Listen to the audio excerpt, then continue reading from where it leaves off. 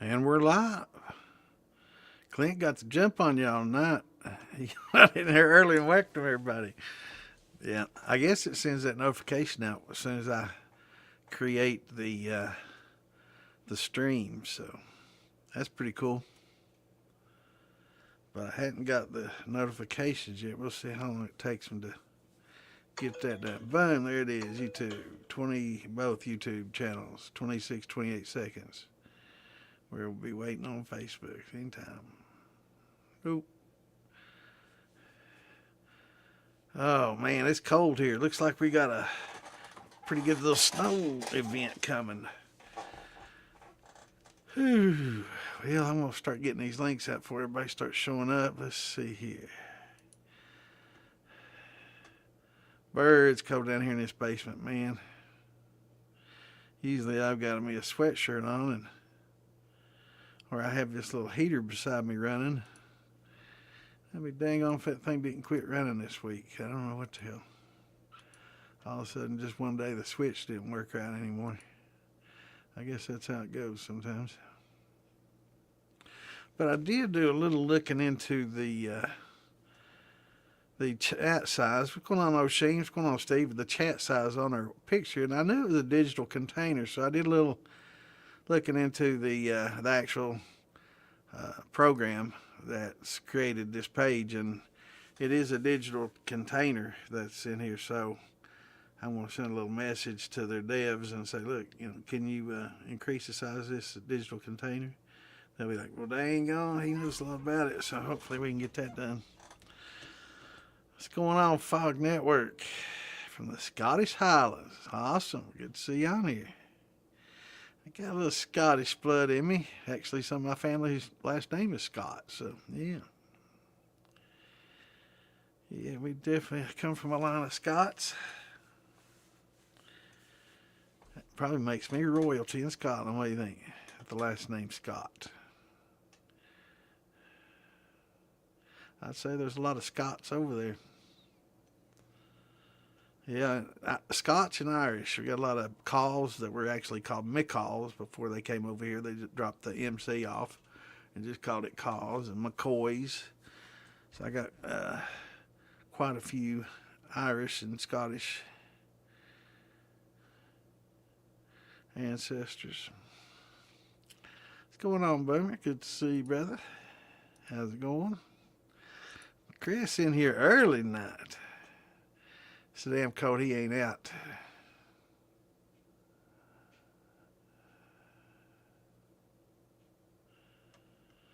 Awesome. Yeah, actually, I've got some people in my family that were given the middle name Scott because of that as well. Actually, my little brother's first name is Scott Claiborne.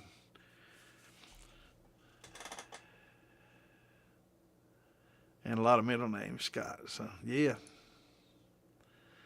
What's going on, Mr. Toby? How you doing, brother? Good to see you, my friend. You staying warm? Working on your first white rum. Nothing like that feeling, man. That's awesome.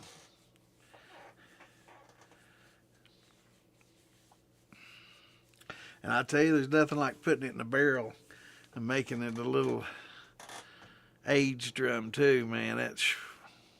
It does so much for a lot of different things. I love barrel aging. I love the flavor that it gives. So tequila, rum, white dog, anything you can put in there, I tell you.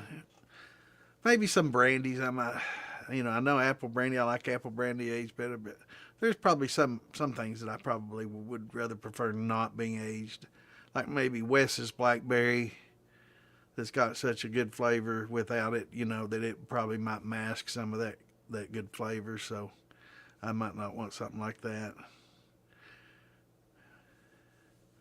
Or John Bentz's blueberry. There's some things that you probably wouldn't want to put in a barrel because it has such a good flavor.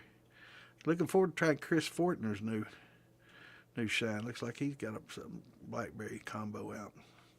I've got some blackberry. I got to run. Blackberry makes good brandy. Tell you, West makes some damn good blackberry, man. That's probably, I say it, but Well, I don't. Some of the best things he's put out, as far as I've tasted a lot of different things he's put out, and it's all good. Wes is an excellent distiller, and that blackberry, man, it's op, man. What's going on, Patty? Good to see you.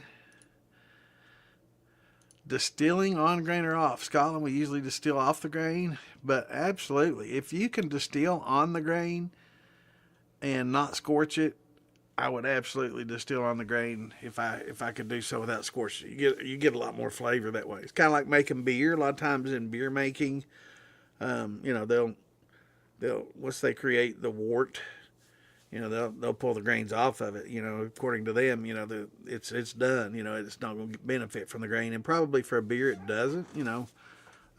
But for a whiskey, and yeah, I definitely would distill on grain if I could. And I know that a lot of these distillers that have jacketed stills and use steam, that's one of their big benefits is that they can run on the grain, and it's definitely much more flavorful.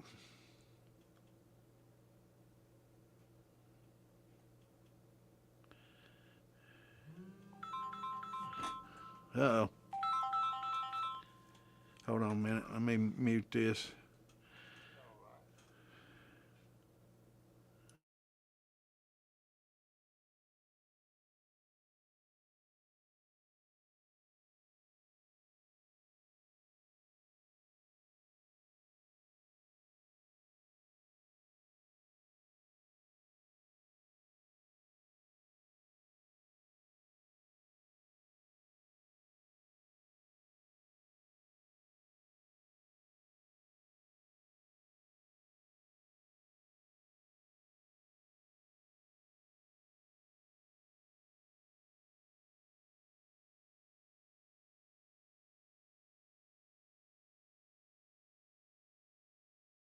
So Clint called me and said some people on Facebook, or I'm sorry, YouTube, is everybody on YouTube able to see and hear me? I'm not sure if it's on Clint's end or if everybody's not able to see me. So if you're on Fieldbillies YouTube, let me know if y'all can see me.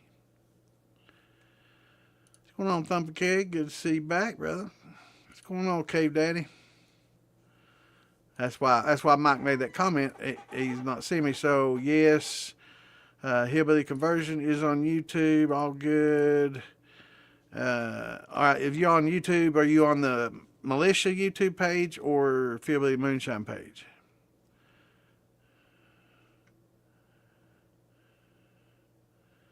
So just put that in the chat, which YouTube page you're viewing from. So I'm sure that it's working on both. Jameson, man. Jameson, easy. Okay, good deal. All right. Yeah, maybe. Cool. Crisis averted. Be worried. Hey, what's up, Midnight Chaser? First batch of shine ever. Apple turned out great. At 120 proof. That's perfect proof for a good brandy. Added apple juice for flavor. That's awesome. That's killer, brother. Hell yeah. Just made you some apple brandy. That's good stuff, man. And if you have a bunch of apple trees, it's even better because it's free, right? So I'm telling everybody younger. Yeah. It's probably just internet or not refreshing. Something happened. But hell yeah. So I've been telling everybody to plant some trees, peach trees, apple trees, pear trees, plum. Try to get a variety that grows well in your area and your region. And bushes, blackberry bushes, blueberry bushes, raspberries. Try to plant all those that you can. Not only just for shine and wine, but also you never know what's going to happen in the future, right? Might one day be foraging to feed your family with that, right? So if times get tough, things get crazy, I noticed a few years back during an ice storm, You know, when trucks weren't able to get in and out, power is out, stores couldn't, you know, put any, you know, they didn't get any truckloads of food in. They didn't have, you know, the power to run the freezers and get stuff out. And pretty much things came to a halt. And people started panicking a little bit. You know, it went about a week to 10 days. And people started getting crazy, panicking, and get a little, get a little rowdy, man. So, you know, we're just a week away from chaos, man. It's crazy. So working on the militia page, okay, cool. And on Phil's page, cool. So, yeah, we're good. I've never used a thumper. Found a couple of handfuls of grain, chucked it into the steel, gives great results. I've scorched 3 batches and 10. You know, my first, I've scorched mine when I did the cooking, right, in the early part, when I cooked it up and was melting the sugar and I probably should have, of course, you know, I was real young and I should have added the sugar first, dissolved it in, and then added my grain later, right? But they learn, you know, that's how I learned to make by many mistakes I made.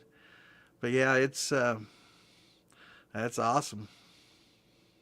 And you can also use a bag, right? A brew bag. They're made for high temp, and you can put your grains in that brew bag. I do recommend using, you know, grains that are not real powdery, right? Not like a meal that's ground into a powder. Maybe run it through a screen and screen out of the fines, and then put some more coarse stuff in that bag, because we're doing this just for flavor. So it's not even about conversion, because, you know, the finer stuff does convert better, and you can easily get leach the starch out of it better that way. But you know, if you put the bigger chunks in a bag, and when you distill, just suspend that bag in there, you can distill on the grain as well. Now, one of the benefits too, you know, I talk about this bever all the time, and I'm going to plug it again, and everybody's moaning and groaning out there that hates the old Chinese bevers, but they're good little pots, and you know, I can't say enough good about them, but I will show you, let's see here. One of the benefits to them is it has a false bottom. So if you see and I'm going to hide chat for just a second here, but if you see and I'm going to hide yours too, but if you see on the bottom about 4 or 5 inches up, that little ring there, inside there is a metal, like a metal pie plate, and it's got holes in it, so, you know, it allows anything to go through it, boiling water and stuff to go through it, but it forms like a little shelf about that far off the bottom. So if you could suspend your grains, you know, you could probably pull it all the way up through the ferrule there and tie it, or you know, you could probably weld you a little hook, you know, in on the lid, you know, to hang your bag and let it, because it's not going to scorch, because it's going to sit right on top of that false bottom anyway, regardless, you know. So you wouldn't have to really legit, you know, hook it up. You could just drop it in there and do it. But yeah, you could definitely distill on the grain with this setup using that false bottom. And that's, you know, I don't talk about that probably too when I talk about, you know, one of the benefits of that little setup. But, you know, that's yet another benefit to it. You know, I feel I could be their best salesman, man. That's awesome little pop for a beginner, intermediate, and even advanced. I mean, it's a good little, you know, 18 and a half, 15, 13, 10 gallon, whatever size you get. It's a good little still for the size of money. You know, not everybody wants to run 100 gallon anymore, or 50, 40 gallon, you know. So for hobbyists, you know, 30 gallons or less, 40 gallons or less, generally, they say, you know, that's pretty much been the cutoff between, you know, hobby and small craft is, you know, 40 over the years. Good deal. And I like that, man. Getting numbers on both, that's good. Breakdown, and you can see the chat on both. That's one of the biggest benefits. If you can do that, and you want to see the chats on, you know, you can open up and I guess split your screen up and open it up on all of the ones so you can see all the chats if you can't see it on this on the screen here that I posted. But I'm gonna talk to StreamYards now that I know what the name of the digital container is. I'm gonna just send a message directly to the devs and say, look, you know, this is the situation.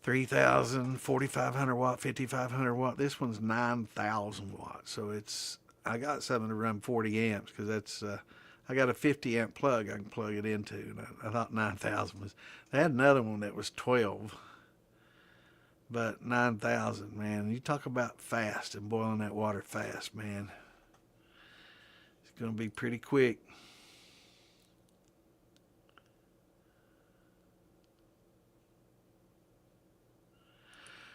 Well, which you need to plant more than one, so it's probably not able to cross pollinate.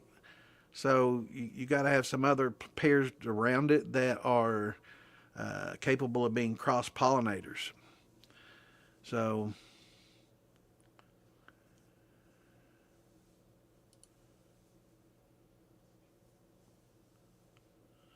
awesome. That's what we love to hear, man.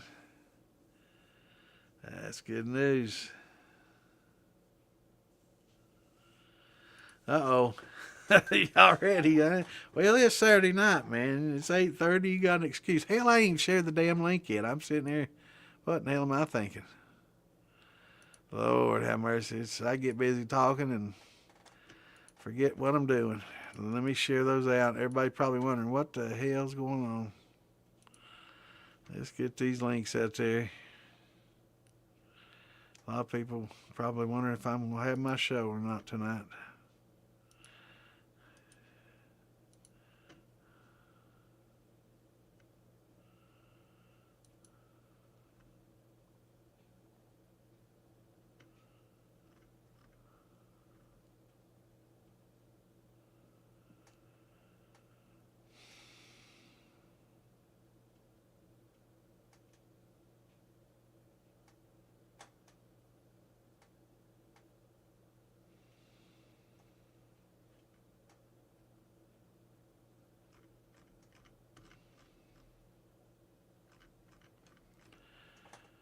Uh,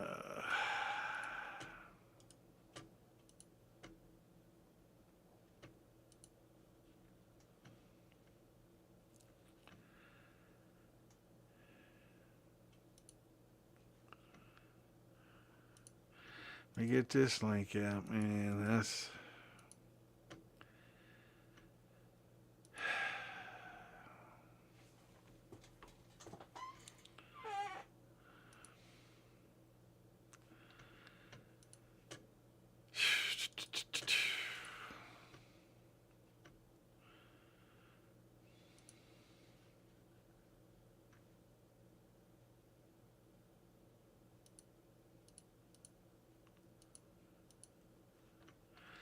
get this link out. Yeah, I saw something kind of bothered me a little bit, but we'll keep right on the trucking.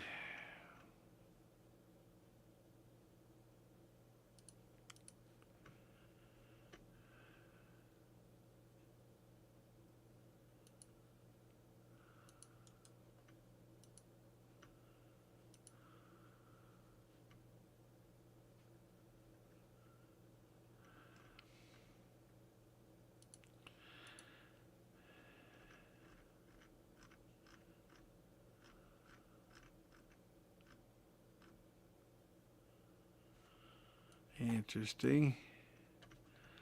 Mark's on a podcast that's going on right now. And he can post it to his page. I figured it'd be on his page for sure. It's not his, but anywho.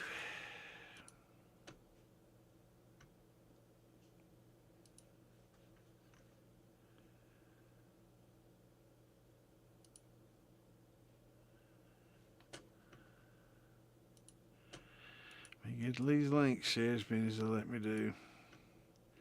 Probably about my limit for now. 8:25. It's gonna be 9:30 before I can shoot anymore. We'll get out there what we can.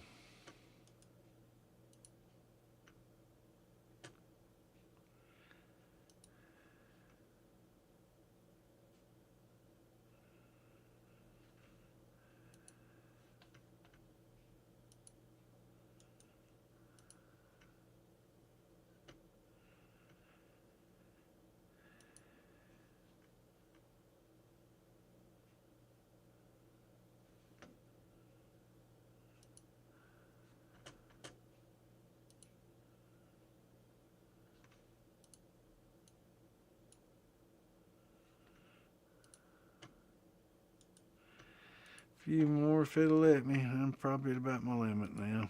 Hopefully not. Every time it goes through, I'm surprised.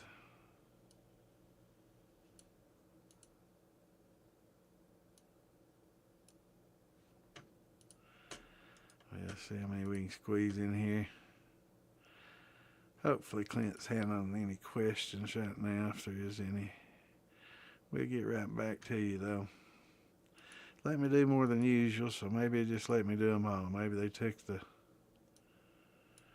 throttle off. That'd be nice.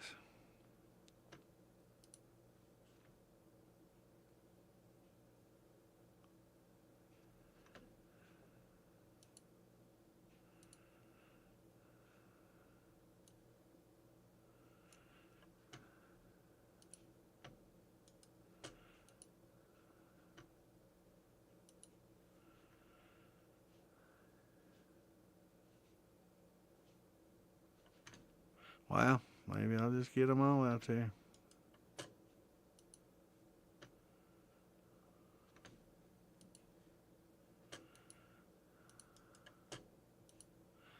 That would be good if they let me.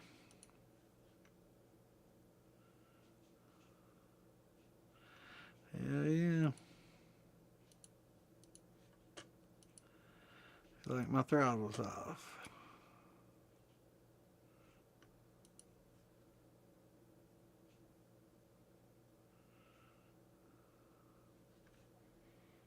Good deal.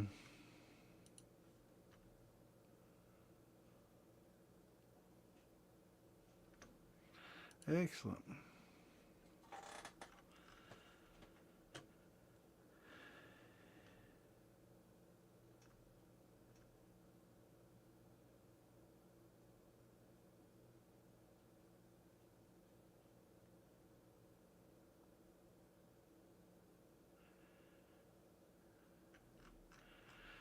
Oh well.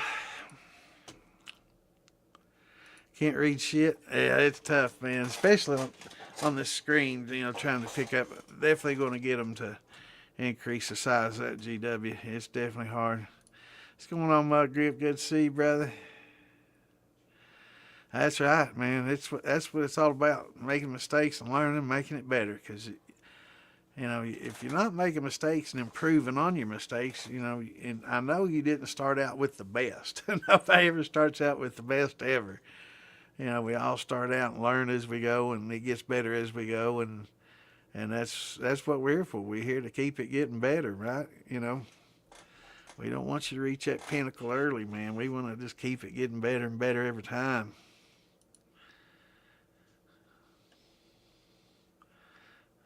Shots, there we go. That's what I was waiting on. I will say, I have to apologize to Joe Swishstock.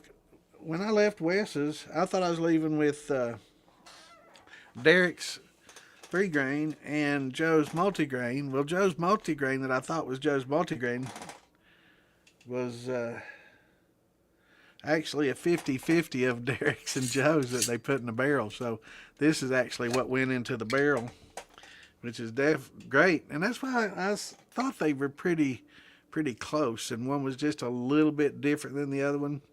Not a lot. But there is a distinguishable difference in the two once they're mixed, but it's pretty good.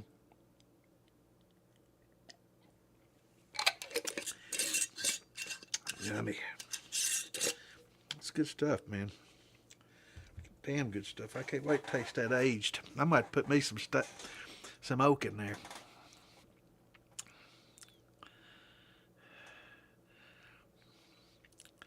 He's unhinged, uncontrolled, unfiltered. GW. Saturday night, brother.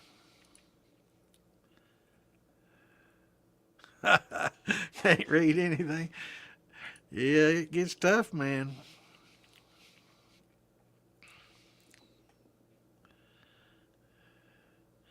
Awesome. So, yeah, you could probably read the multiple chat here off. I don't know if tall's better because I know you're still just able to read 3 people's comments. and not quite all three there. And all three, yeah, I think the wide's the best with the, I don't know if that was, yeah, but it's too small to read for most people, so we have to go with the big font. So, but I'm gonna get them to make it where it's half this, half the screen. So I take up a third over here, or well, a little bit more than I guess a third of the whole thing, and then the other one's just gonna be, it might hide a lot of this banner, but transparent and all the way up and down this, and I'll change the background if it's hard for you to read it on it.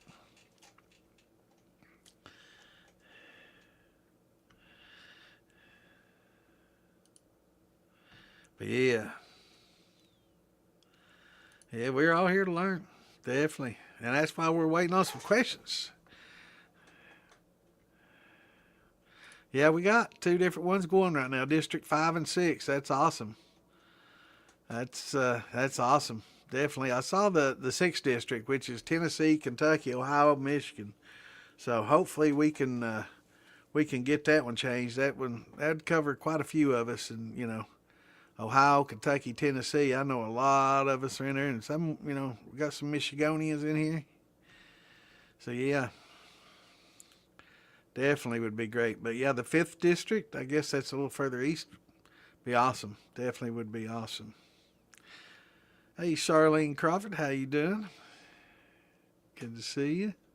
I hadn't scrolled down to you yet. I saw you on the chat there. Elvin's in the house, going on. Bushmills 12 years, Irish whiskey. Yeah. Yeah, there's a lot of good Irish whiskey. Hello, Charlene. Good to see you.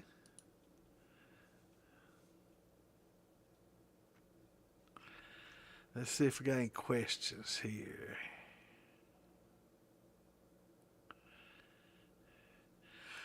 Yeah, I will. Yeah, that's a good point. Jason makes those. I think I may end up going PID because an SCR for that many watts is pretty expensive. PIDs are a lot less expensive, and it's not that big of a deal, especially once you get to that wattage. I don't think it would be, but daggone it, it's gonna heat up the water quick, man. To boil water with and to run, yeah, man, it'd be dripping in 30 minutes.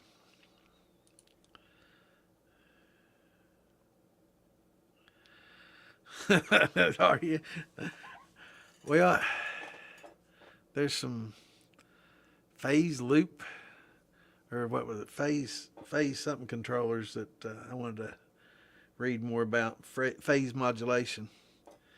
I wanted to read more about.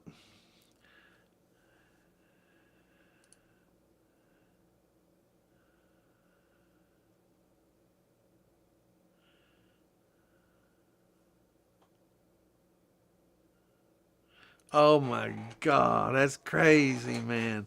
That's horrible. That's horrible, man. Yeah, you need a pollinator. Heck yeah. Gotta get started early, man.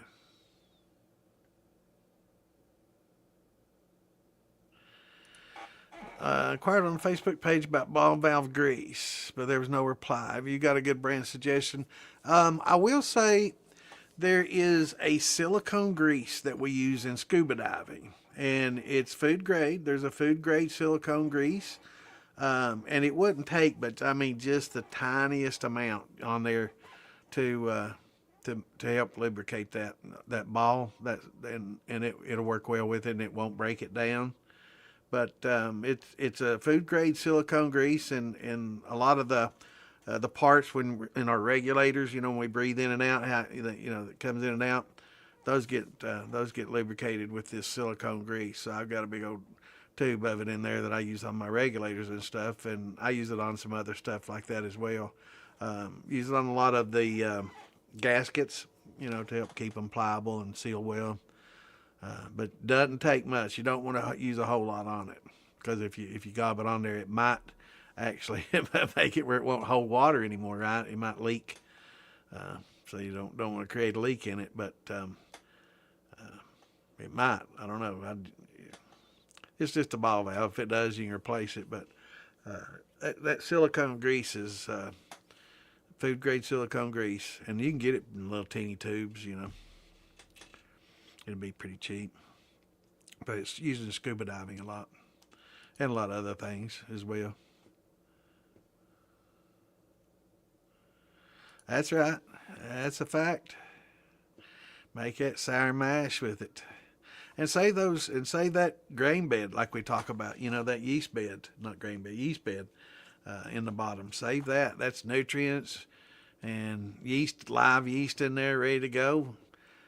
Just pour in the ingredients, stir it all up, and it'll reactivate and ready to go again. Won't even need to pitch the yeast.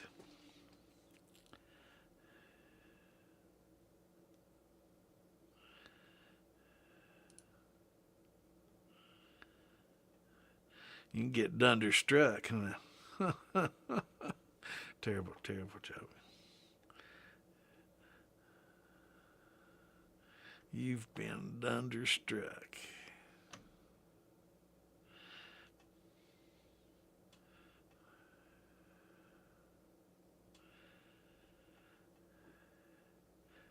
Yeah, it might be just real tight. It might be clamped down real tight. But yeah, just a tiny bit of that silicone, that food grade silicone grease should make it a little bit easier to move. I will say, I didn't know, based on the picture, I didn't realize how heavy a 1-inch ball valve that goes on these it was a 2-inch ball valves that goes onto these 2-inch ferrules is. It was a solid ball valve. And I ordered it. That sumbitch came in, man. I swear to God, it was 40 freaking pounds. You couldn't put that on the side of a pot, man. It'd just fall over. It was heavy as lead, man. And fortunately, it got damaged in shipping, and the ferrule was bent. So it wasn't no way it was going to work for me anyway. But it kind of saved me, because I hated returning a perfectly functional part. But that sumbitch, man, you talk about hard to open and actuate. Those big valves, man, shoot, you'd almost have to have a cheater bar on it to get it to open and close. It was so hard to open and close. It was very hard to open and close. You had to have it mounted, and but it got bent in shipping, and so I returned it, and I didn't get another one because way heavy, man. I mean, that's designed for like 300 psi, so it's a big, heavy duty. I mean, steel. It's like solid steel, like 4 inches by 2 inches. It's just like a hunk of shot put, basically like a damn shot put, It might have been heavier than a damn shot put. It was crazy, man. Yeah. Let's put that chart up here for him, brother. Now, this chart's based on, an average. It's not any select variety, so there's going to be some apples that are going to be sweeter, and there's going to be some fruits that probably not as sweet. Let's get that chart up here and let everybody see it real quick. So you can see on here, grapefruits 6.2, you got 8. So I'd say it depends on the grapefruit. Like some of the pink grapefruit probably definitely going to be, sweeter than some of the yellow ones. So they will vary, when your grape varieties will vary and vary. So with your cherries, some are tart, some are more sweet. So this is kind of an average thing, just to give you an idea to help you make your recipes and how much you're going to need. So per 100 grams. So that grapes is 18.1 grams of sugar, give or take, depending on the grape, per 100 grams, of grapes. So you can kind of use that to help, create a little bit of a recipe of your own in winemaking and brandy making. And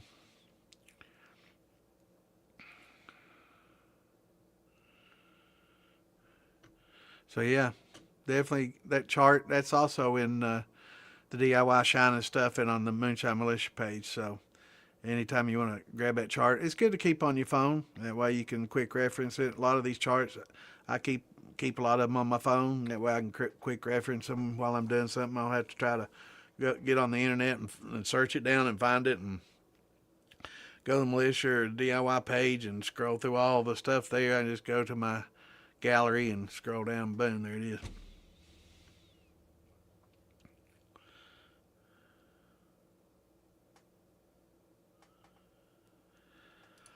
For bourbon,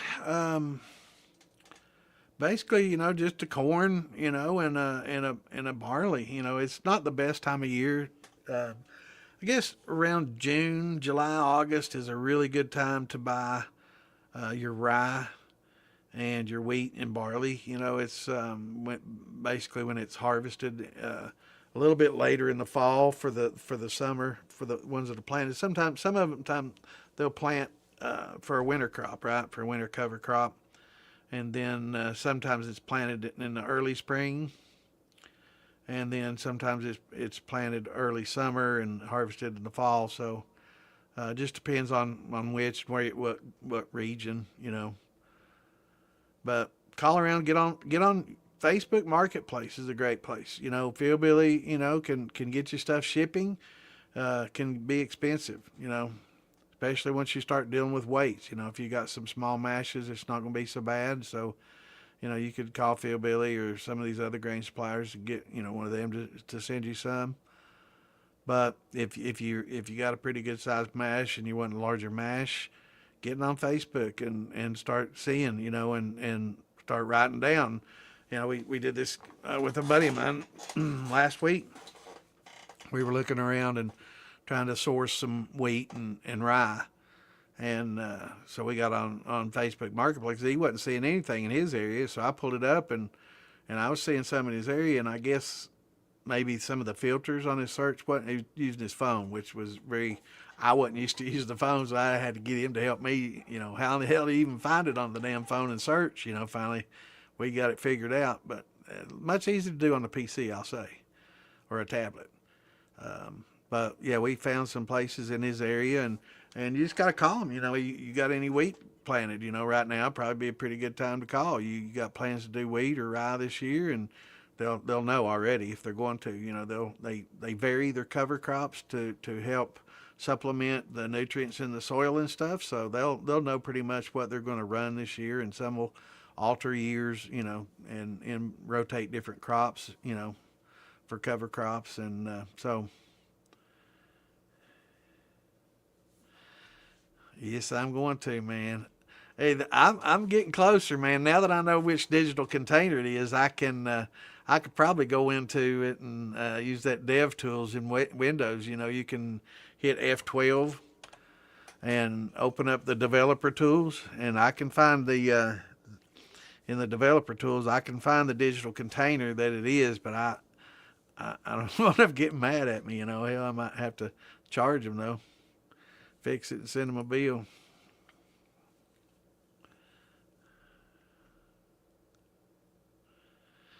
All right, time to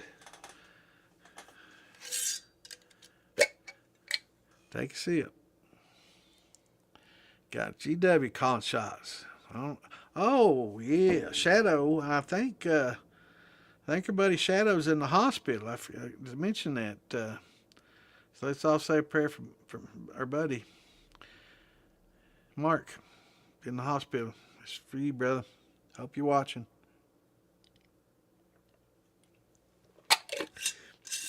Hadn't heard what it is yet. I just saw it on Facebook maybe 20 minutes before I logged on 20 minutes after I logged on, but before I set the podcast up. So definitely have to find out what's going on there. Yeah. I hope he's doing all right. Not sure what's going on.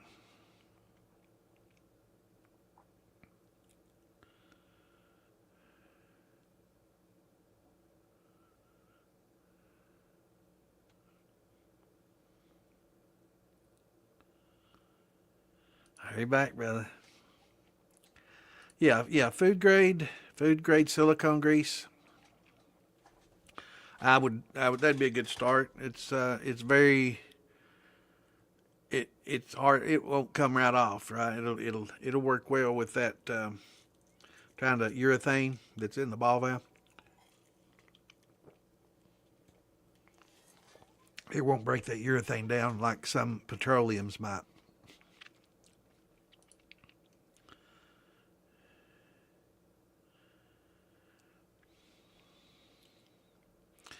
Yeah, that Jameson's pretty good stuff. It's on sale right now too. I might have to get me some of that. It's Santa. Yes, ma'am. And I'm behind. About 12 minutes. Not too bad. Oh, thank you for reminding me. I forgot to pop a chat back out. Thank you.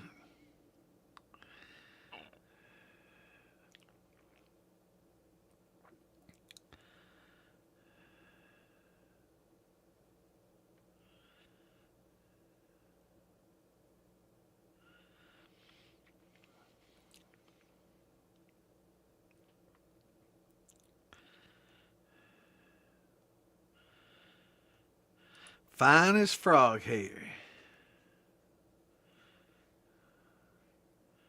I'm just wondering if you are you Cindy's sister? Y'all look awful alike.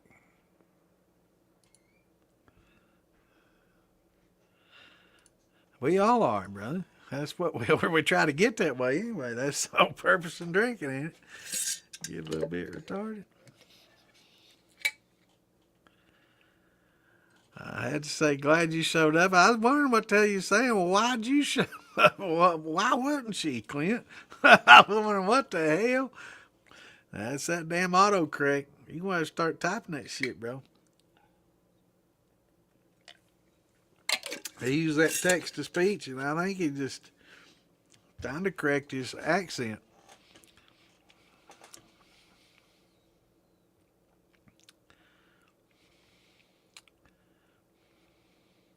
That's interesting. I've never used AI for that. I use it for artwork and I use it to search the internet for things, and used it for those two things. But I've never used it and for making a recipe. That'd be pretty interesting.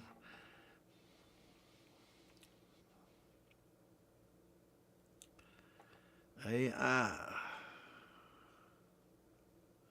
Be AIA, Artificial Intelligent Alcohol, AIA.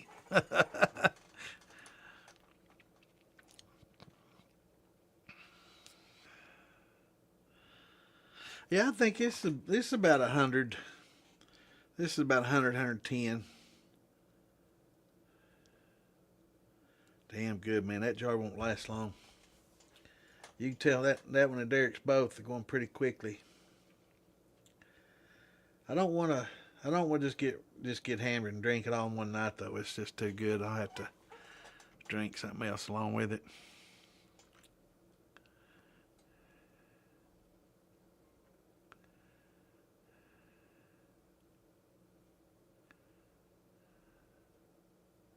Yeah, making recipes is very easy to do.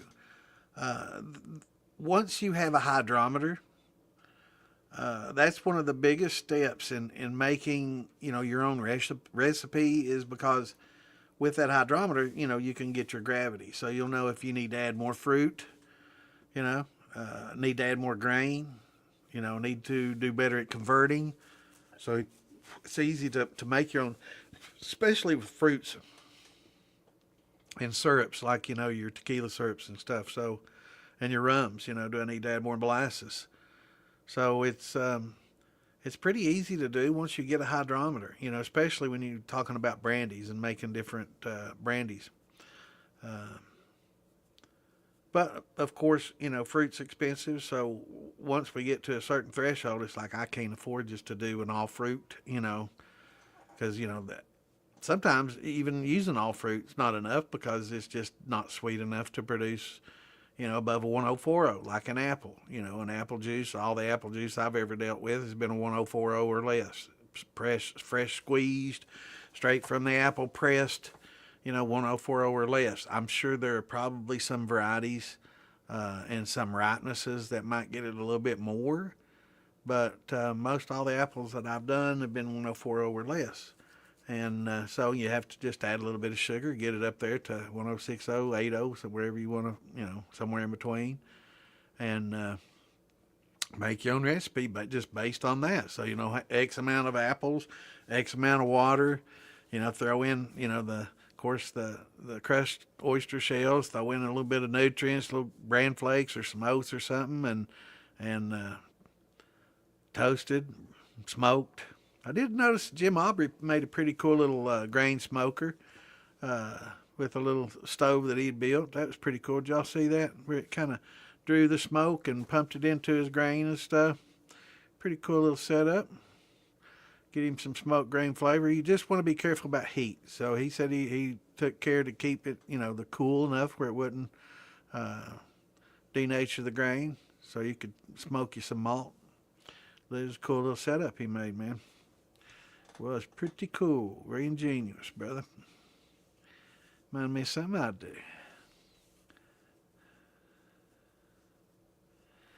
But yeah, it's but once we, if you're using the high temp amylase too, so having that hydrometer helps us with a lot of the brandies and how much sugar we're going to need, and using the high temp and glucoamylase and beta glucanase definitely helps, make a lot of grain recipes because we're not so concerned about diastatic power anymore. So a lot of these recipes were based on the diastatic power. You had to have enough diastatic power in the grains that you're using to convert it properly, right? So they would worry more about ratios in diastatics to get the conversion power, and we're less concentrated on flavor. Now we can 100% focus on flavor and not even worry about the diastatics. I mean, we can still use the malts, but we don't have to worry about the percentages and is it going to be enough to convert and all this, that, and the other. We can just use some, exogenous enzymes along with it and make it work, right? And use any combination we want. So we can substitute some good flavorful 2-row in exchange for some of the maybe less flavorful 6-row and get a good combination, and a lot of people, especially those in Ireland, I don't even know if they get a 6-row over there, everything's 2-row over there. So, heck yeah.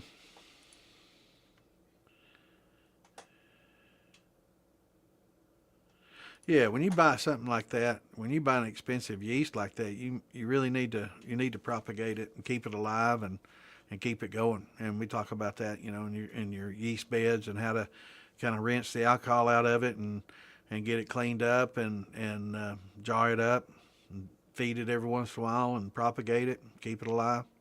Absolutely. I wouldn't use a graphite. Yeah, I wouldn't use graphite. That you don't want graphene.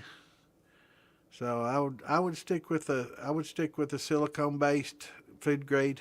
I don't think graphite would be a food. Now if it's the outside part, possibly, but if you're actually just wanting to lubricate that ball to make it move around inside that valve a little easier, and two, sometimes just working them a little bit. When they're new, they're a little stiff and they need to be worked a little bit and loosened up a little bit. So that might be, all that you need.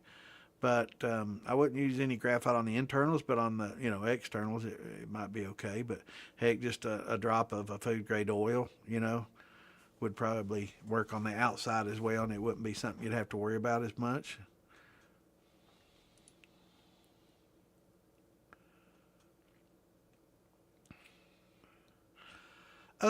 Again, I would, if it's inside, I would, and it's, let me pull up, let me go to see. Amazon probably got it pretty cheap. Let's just see what's on there.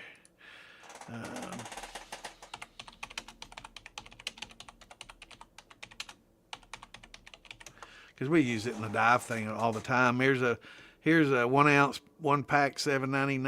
I'm sure here's $5.99 for a 10-gram tube, a small tube.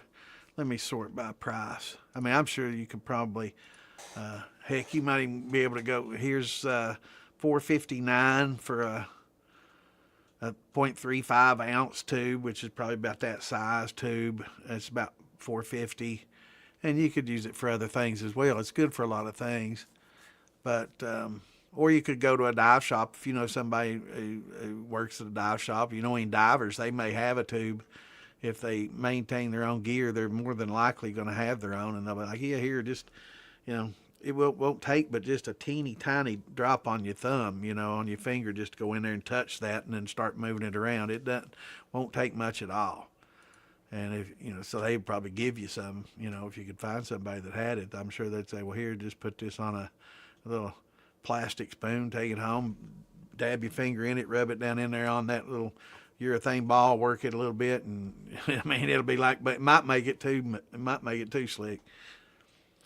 But on the inside, I would want food grade. I wouldn't want anything that's going to taint my liquor.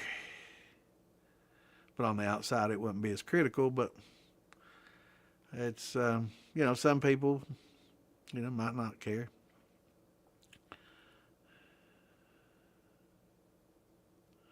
Yeah, the butterfly valves. Now this one was a ball valve. The butterfly's not quite as bad, but this ball valve, man, it was huge, bro. It was that big steel. I mean, it was that long of steel, that big around and solid, man. Oh my God! I guarantee you, it might have weighed more than 40 pounds. It was like shot put, literally like a shot put. It was heavy as hell.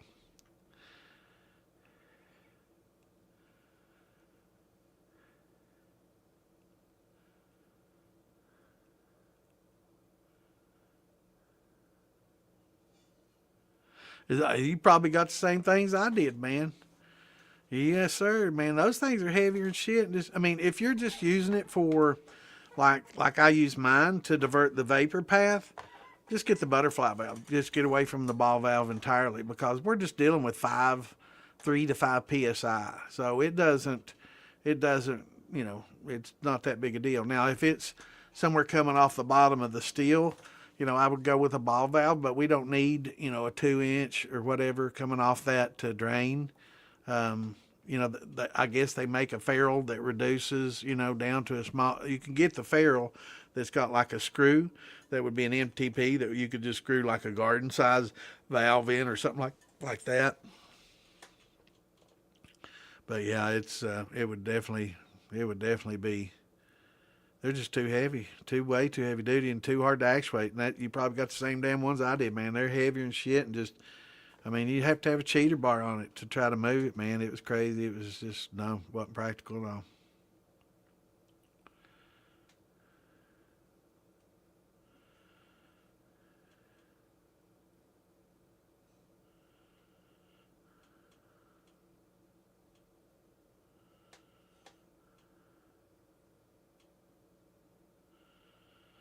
Yeah, you wait till you try to turn that valve, man. I'm telling you, you're going to have to put a bar on it to make it, because I'm telling you, bro, those were tough.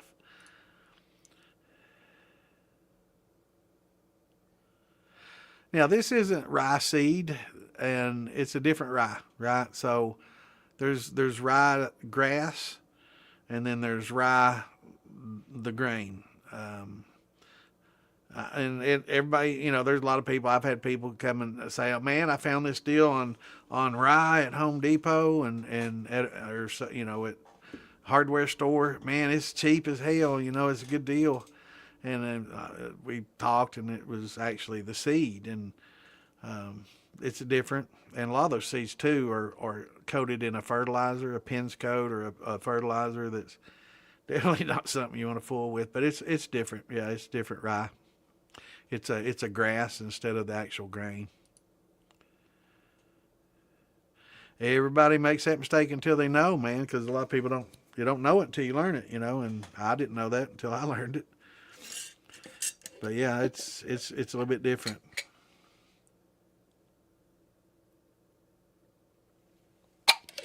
Yep. Shadow is in the hospital, brother. Let's keep him in our prayers.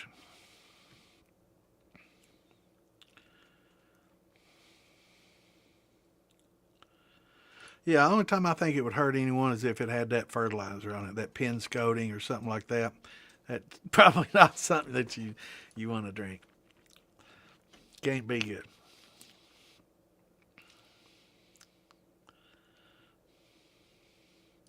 Yeah, if you get a butterfly valve. That's what you want. Yeah, get your butterfly valves.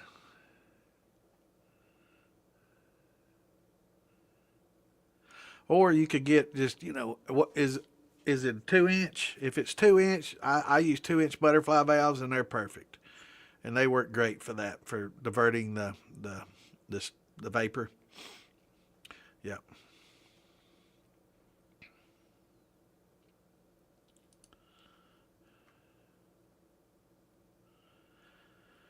That's right, man. When you order hydrometers, order 2 or 3, and you'll never break the one you order. If you order just one, it'll break next week. Found that out the hard way.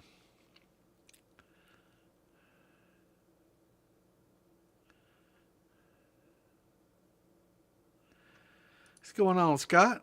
Yeah, you ain't too late, brother. Just an hour. Just blame it on the time change, you know.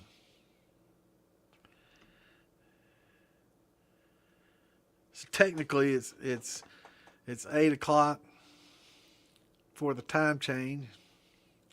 I don't know about y'all, but I was tired this afternoon. I had a nice day though. We got up to in the mid 50s today. I want to see this weather, what it got coming, because it's coming, man. We're not gonna get the snow event like the Northeast, but it's gonna be right at the. We're gonna get some bad weather out of it for sure. Oh my God! So today, this is Kentucky weather, and this is how those barrels work. Well, tomorrow, high 74. Sunday, high 74. Monday, low 20. 54-degree difference, man. That's crazy. That's Kentucky, man. So between tomorrow afternoon, it's going to be windy, to Monday night, 54-degree change.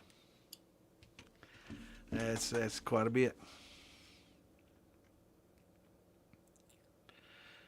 But yeah, James Aubrey's his little smoker not only smoked the grain, but it was smoking the water. So I guess he's going to use that smoked water to mash with, to give it that smoked flavor to start with. That'd be interesting. Pretty cool. Pretty cool idea. I like it. That's that kind of moonshiner mentality, you know, thinking outside the box like that and making up your own little setups like that. I like it. I dig that kind of stuff, man. Good deal.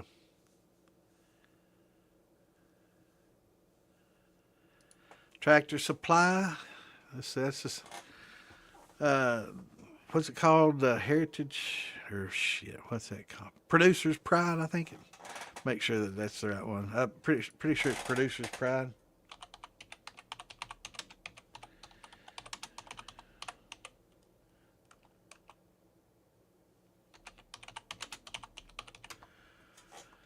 Yeah, Tractor's Pride, Producer's Pride. Yeah, that's good stuff. That's what I use in the corn, the whole kernel corn and the cracked corn, both good stuff. So if you've got I always recommend getting the kernel instead of just the cracked. I mean, if you're going to use it right now and you can get it fairly fresh, the cracked is fine.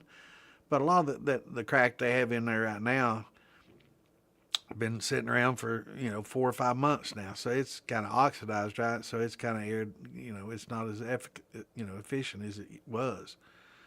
But that kernel, you get that whole kernel corn, and it's got that husk protecting the inside and holding that moisture in and keeping it pretty much like coffee. Versus everybody likes fresh ground coffee versus coffee that was ground 4 months ago, right? Because it starts losing its flavor, it gets oxidized. Same thing with corn, or anything for that matter.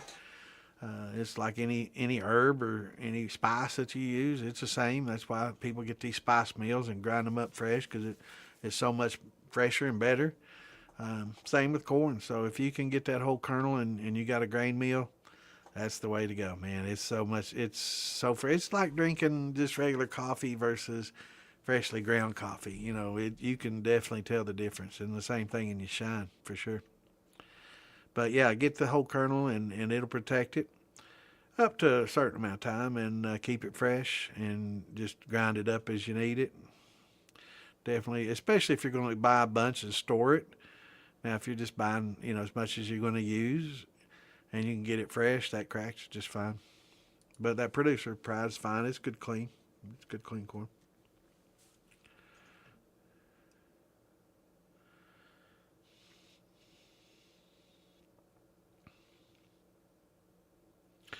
Yeah, you can use about any grain that's got, starches and stuff in it. But yeah, it's not gonna be.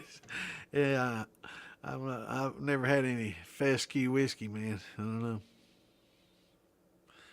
I'm sure if it's good, there'd be some fescue shine out there, but I never heard of it. Next thing you know, that's the next thing. Fescue moonshine, it'll be the next rage, man. You wait. Or millet moonshine.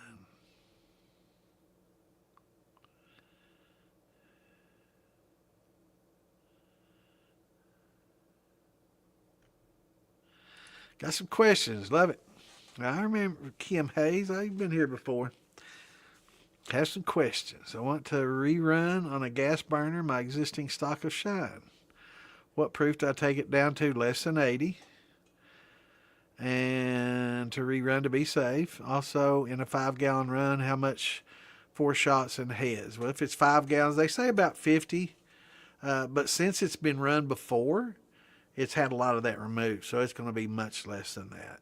But I would still remove some because it's still in there, right? We know that it's there's going to be some amounts, less and less as you get through the run, but there's always going to be 4 shots in heads all the way through the runs, even into the tails, right? The amount reduces as you go. Some people say it starts high, gets low, and then gets high again in the tails. I would have to see some scientific evidence of that. I've seen that argued on Reddit and a few other places, and I'm not seeing any hard scientific research on that. I'd have to see it to believe it, but you won't have near as much. So 50 millimeters per gallon for standard. So this is going to be much less. So I would say if it's 50 times 5, it'd be 250 milliliters. So I would say probably half that, But it's good instead of going by amounts to make your cuts. Use your nose, your olfactory, and use the feel and the taste, and will help it a lot too. And separating your jars as you go, as you learn, separating it to small half-pint jars especially when it gets in that critical point where you think it's between heads and hearts, and you want to then you can go to smaller jars. And then once you know that you're in your hearts, you can go to bigger jars. And then once you think it's about to get into tails, you can switch over to smaller jars again and make finer cuts that way. But yeah, it's a lot of it's going to be already removed. But I'd take it to about 60% to be on the safe side. And you don't have to mix it with water. I mean, if it's like a brandy, you could kind of mix it with an apple juice. I mean, it's not going to come out, a whole lot more appley, but it'll help give it some of that character. If you cut it with that versus probably a water, um,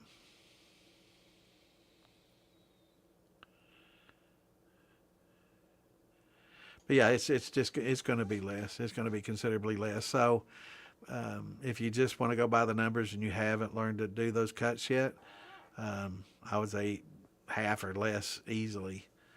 So it's not going to be a whole lot, but it's good to try to train your nose and your palate to taste these differences. And also it depends on what you're going to do with it, Kim. If you plan on aging it in a barrel, or you plan on putting some staves in there, or putting it in one of these stainless barrels or something like that for a long period of time, and jar aging it, cheating a little bit, getting a little headsy and a little tailsy. Not a whole lot, but just a touch on each end. Will esterify and can esterify and give you some pretty interesting character in the long run. If it's something that you're going to drink as a white dog just straight off the tap within the next few months, then you're going to have to make tighter cuts.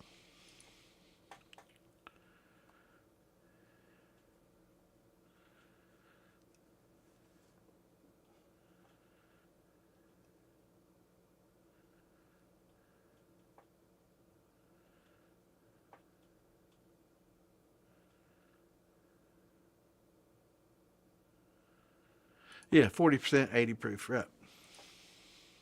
I knew what you meant.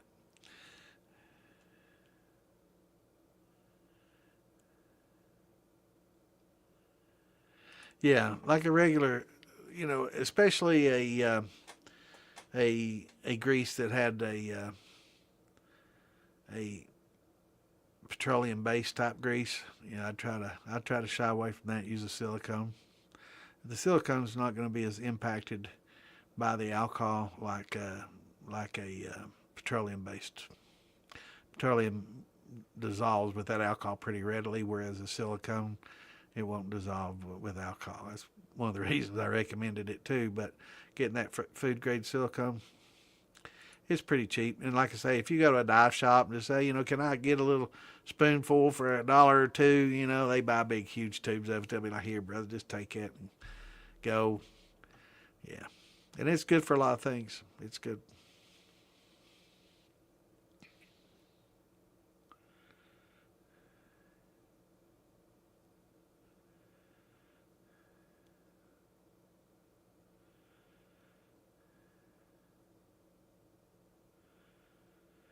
I'd say it does, man. I mean, this was a 2 inch. I tell you what, I wouldn't put a 4 inch valve on my glass column, man. It'd break it, man. My glass column, it'd break it. Just try to turn the damn. No. Yeah, 4 inch. I mean, that's probably 80 pounds. It's crazy.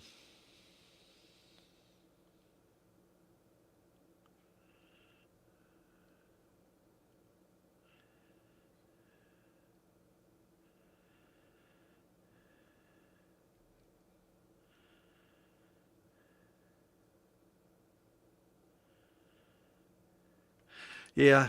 Barley's pretty tough for me to source. You know, rye, I can get wheat and rye left and right, but and you probably can too if you do a little searching. 'Cause it's pretty commonly grown everywhere, especially for cover crops and stuff. And a lot of times they'll alternate between a wheat and a rye. But barley is a different grain, man. It's you know, a lot of people around. If anybody grows around here, it's for the big distilleries, and they're tight-lipped, man. They won't sell. You know, they contracted out every single grain down to a mouse meal, and you know, they ain't gonna let one grain go. You know, they're contracted. They buy up every bit that they can make, and as long as it has X amount or less of moisture, they'll buy it. You know, and they don't make it for packaging and selling. So the barley's a much usually for most everybody. Barley's going to be your toughest thing to source unless you just happen to be in barley country, you know, where a lot of people grow it and might have extra. But and that might be a good thing for those listening out there that have some farms that are capable of growing barley. You know, it's a you know, there's a big demand for it out there. You know, wheat and corn, rye. You know, wheat, corn, and rye, common, cheap. But the barley, it's a little bit more expensive, kind of like, you know, hops for beer. You know how expensive hops are. You know, at one point in time, I was considering growing hops. Hell, I think you can make more growing hops than you can growing weed back in the old days, man. I'm telling you, man, it's crazy. Those hops sell they high dollar. They are very expensive. I'm pretty sure I heard somebody say shots. I don't know. Maybe it's my imagination, but damn it. Mark, get better, buddy. I need you. Can't get drunk without you, brother. Here's to you, my friend.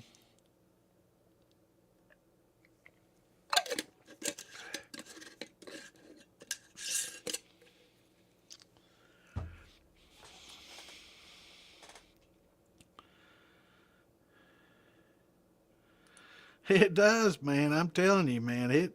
You need a cheater bar on that 2 inch I bought. It being new too, I'm sure you know. I'm sure once you move it around a little bit, but yeah, I thought I was definitely going to put some silicone grease on it, but I noticed it's bent. And I'm like, there's my out because it's just too heavy for my application. I was going to have it, you know. I ended up getting the butterfly valve, and it's much lighter weight. It's exactly what I needed and wanted, but that's not going to be good like coming off your steel, you know, where the liquids, you know, go right up next to it. It's not going to be as efficient as something like that. I'm sure it'll work, but it's not going to be as efficient for that as for a vapor gate, right? So definitely the butterfly fit my bill for vapor, you know, vapor management.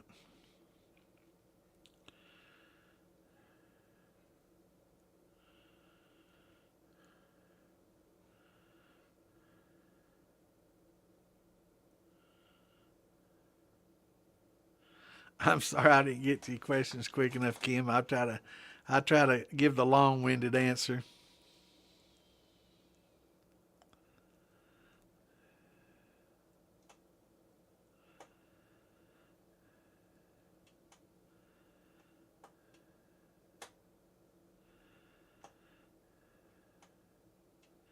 Yes, man, it is. That's a big swing. 74 to 20, man. 54 degrees. That's going to add some character. And that's something a lot of people don't think about is, you know, when you look at 4 years in a barrel, well, if you have 4 years of mild weather that doesn't have a lot of temperature swings here in Kentucky, it's going to produce probably a whiskey or a bourbon with less character than some tumultuous weather with some big weather swings like this. So last year was pretty bad. This year's been bad. So if we get another couple of years of this really cold to warm like we are, that may produce some of the best bourbons, 4 year olds that come out. So yeah, a lot of people don't think about that.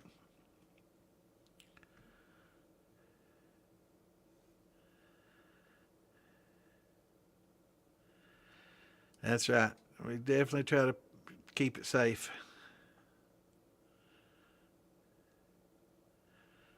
Yeah, 50, 60 proof is fine. Just less than 80. 80 proof is definitely starting to push the limit. Some people say, oh, it's fine. You can do it just, 120 proof. It won't hurt nothing. Don't listen to them. I mean, yeah, you can, and it probably might work, but why risk it? Because,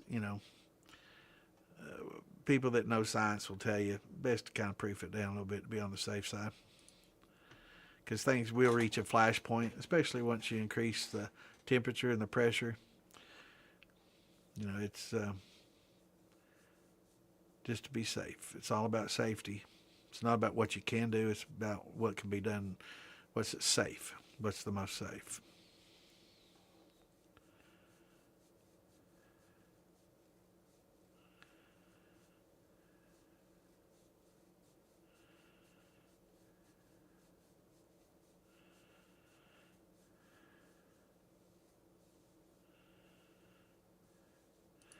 We had that tonight. We had breakfast for supper. Well, this afternoon, about 4:30, I was eating gravy and sausage and biscuits and eggs. That's why I had me a big old nap. I woke up and I'm like, holy shit, what time is it? 7:16. Like, man, I thought I could have easily slept a couple more hours, y'all.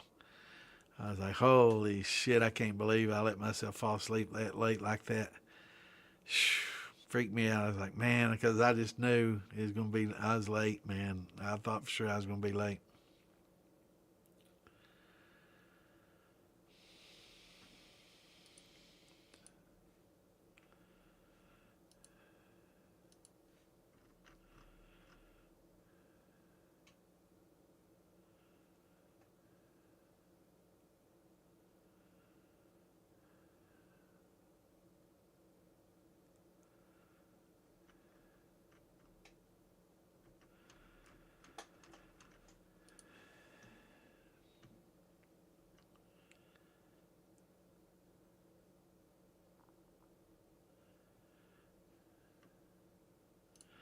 Heck yeah.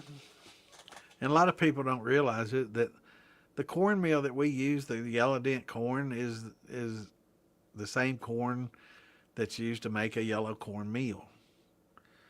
And a lot of people don't have any idea of that. They think it's all about animal feed. That's corn coming in that bag now. That's animal feed there at Track Supply. But I will say that even the producer's pride, I've learned from that it's got a propionic acid that's sprayed on it to keep it colorful and fresh looking and yellow and shiny and glossy and pretty. And there is probably keeps it preserved a little better. So be sure, if you want to rinse that and get that off, that would be fine. To kind of before you grind it up, kind of rinse it and clean it up a little bit, through a screen, and then Maybe let it dry if you want to. Some meals will do dry only.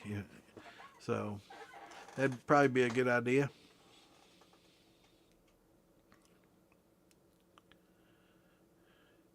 But Sean Peterman and Roy Crothers taught me about that. It's good to know. You're welcome, Kim.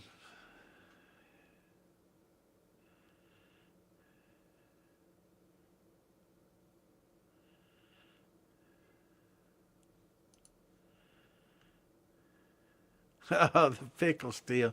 Now that is don't do this at home kind of thing, right?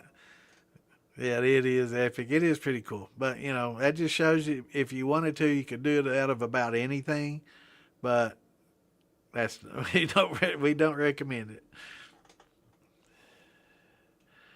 Yeah, it was done just as to prove that you could.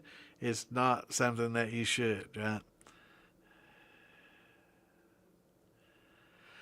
Even on a stove, it's just not safe. It's.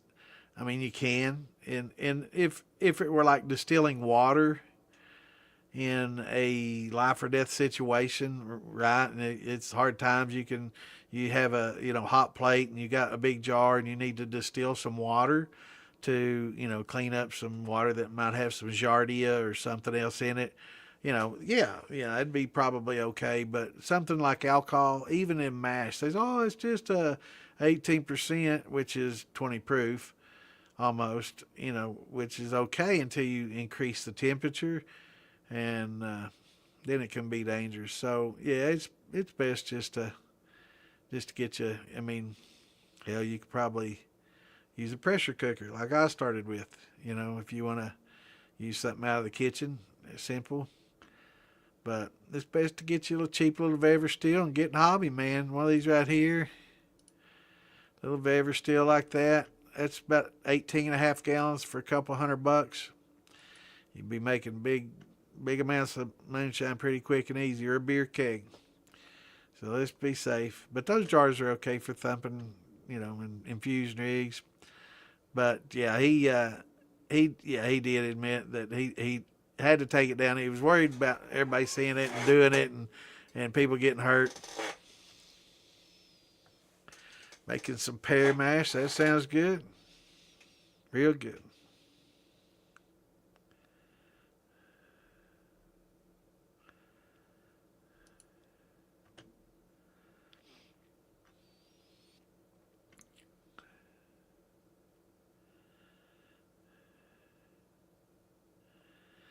All right, let me pull that chart up for you for your pears. Let's see, and hopefully you have a hydrometer. But yeah, it's pears are about 10% sugar, right? So it's 10.5 grams per 100 grams of fruit weight. So that's about a 10%, sugar by weight. So they're pretty good, but the flavor is very delicate. So choosing a good yeast to go with a pear would be, something floral, to give it that to pull that pear and those light, delicate flavor notes out would be a good choice. But yeah, pear makes a good wine and some good brandy. But it's you got to be really careful when you make the brandy, and try not to get its proof up too high, because it's easy to kind of lose that delicate flavor of that pear. But yeah, it makes good wine too.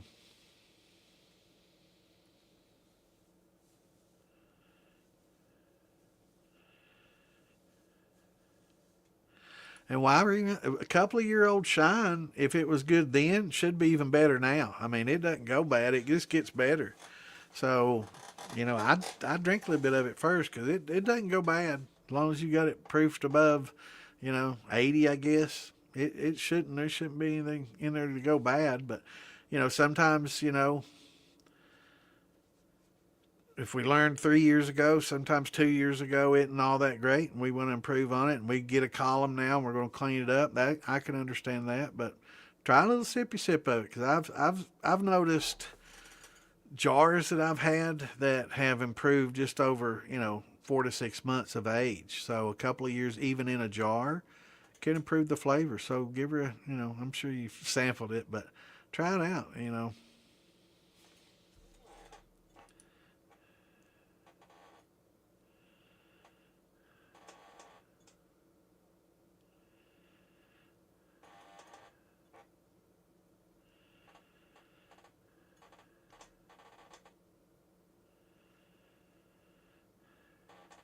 Yeah, they definitely proud of their barley.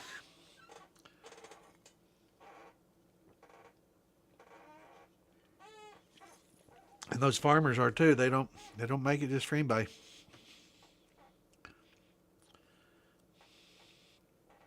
Alternatives to hops, like what, skunk weed? No, I'm not.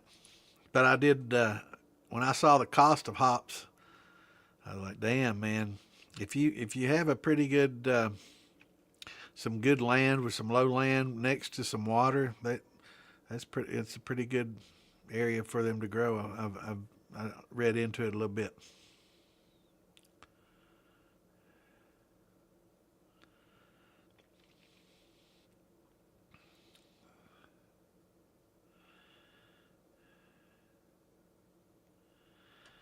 Yeah, hopefully he gets better soon, man. Definitely need to give him a shout, see what's going on. Yeah, I'm aware. I'm aware.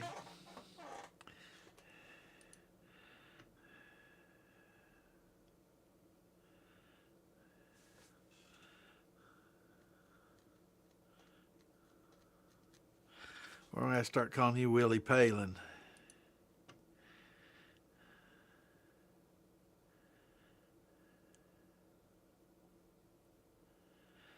Yeah, gas burner is good. It's gas burner is fine to it's no different than using a turkey fryer on your propane, right?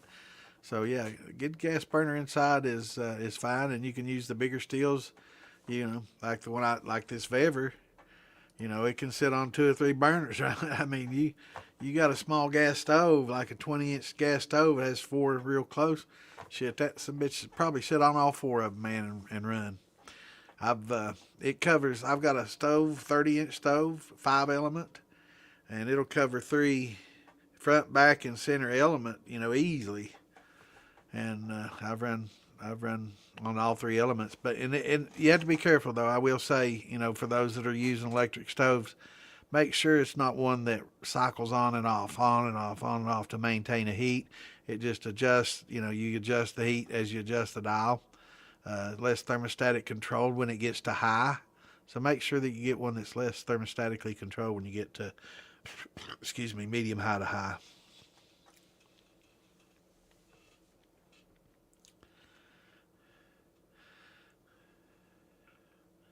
That's good. That's good.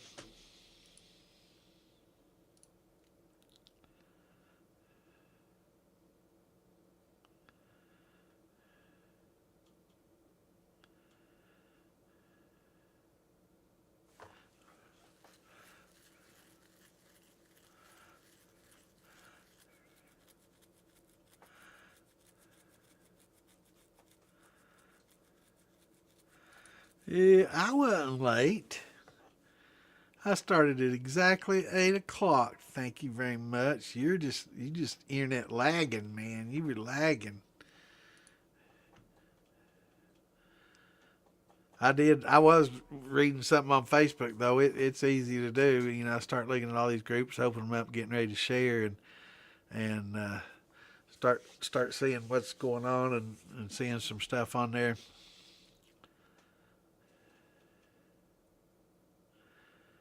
Yeah, actually, Lisa, she hasn't chimed in here yet, but she makes tinctures, and there's quite a few people that use it for their tinctures as well. It's good, and some people use it for their green dragon marijuana infusion things, which hell, whatever floats your boat. We ain't gonna judge anybody. But yeah, it's great for tinctures and leaching out, making some medicines. It's going to be very important. We were talking earlier about you know living off the grid and in hard times. It's who knows what the future holds. So you got to prepare, pray for the best, prepare for the worst, right?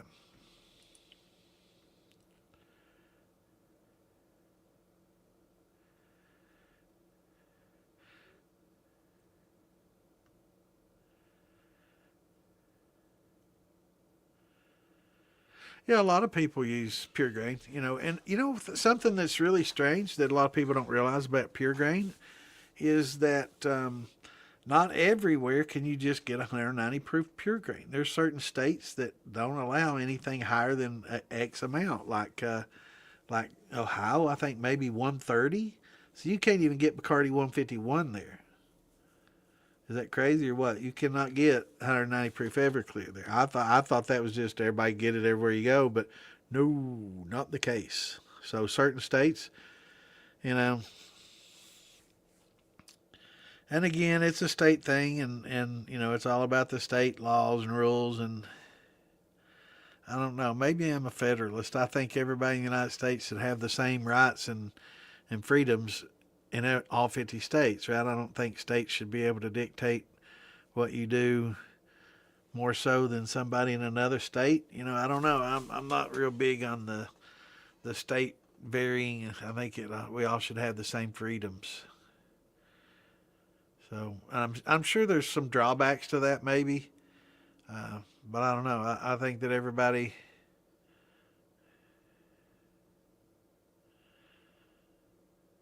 Is it 151's the limit in Ohio? I wasn't sure what it was, but yeah, there's certain limits. You can't just get Bacardi 151 everywhere, or Everclear 190 everywhere. Yeah, it's crazy.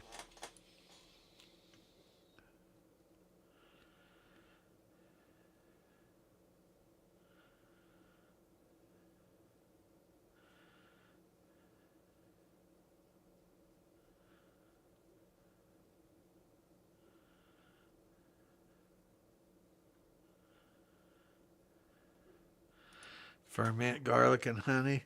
There's a lot of fermented foods. That's also, once we talk about living off the grid and canning and not just survival, but going back to the old ways. I was talking to my fiance, my daughter. And I'm trying to get her and learning about canning and putting stuff up. And my ex she comes from the country as well, and her grandmother and her mom and grandmother also did a lot of canning and making fermented foods and making sauerkrauts and things like that. Definitely becoming a lost art. Especially in the big cities, it's just kind of unheard of unless somebody moved from the country to the big city. You don't see it in the big cities much.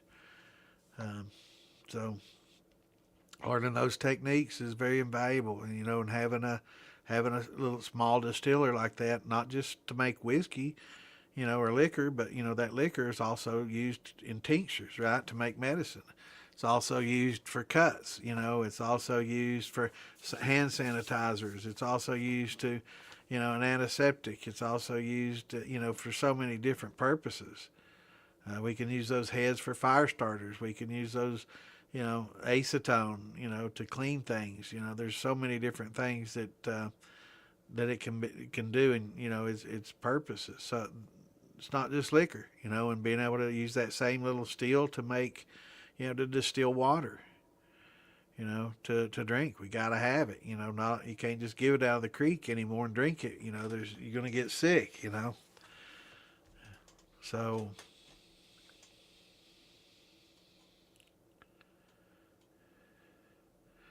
yeah, and there's a lot of turmeric. You could add some turmeric to that and beef it up. That'd be a good addition to that.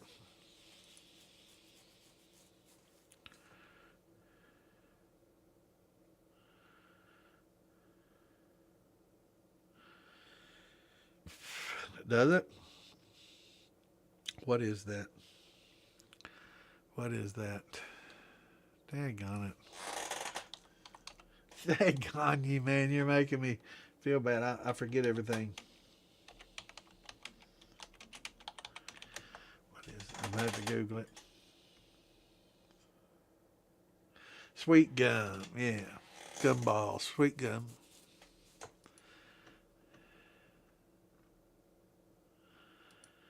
And then there's it's not the chestnut. See, you're thinking of sweet gum, I'm sure.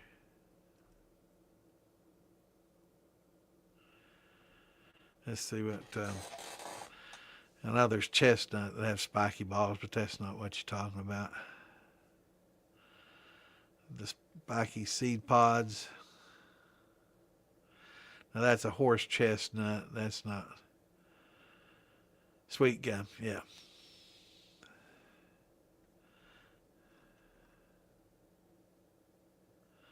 Not the chestnut, but it is the chestnut family. Yep. Let's put a little picture of that up there. Yeah.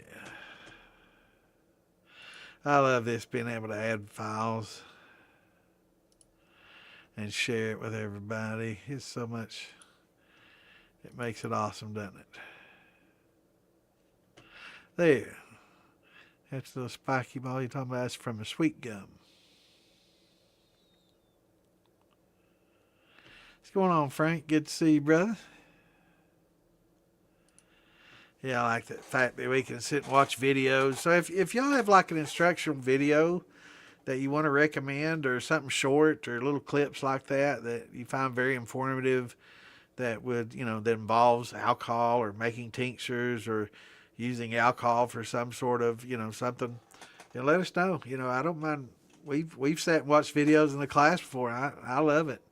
So there's been some informative videos that people have shared in the past that, hell, I'll go to YouTube, pull it up. I mean, they don't care. I'm not monetized, so I'm not profiting off their videos and stuff, and they put it out there for people to watch. So it's perfectly fine for us to do that. We're not violating any copyrights because I'm not monetized. I don't get paid for this. This is all volunteer.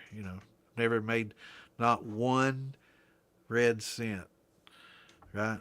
Remember the older days? They called it a red cent. That's when it made with copper. Not one red cent. But yeah, there used to be an Indian on the penny, so they called it a red cent. That's probably a racial thing now that a lot of people would frown on, but yeah. Yep, I not made the first penny on it. Don't have anything. I do have the group vests.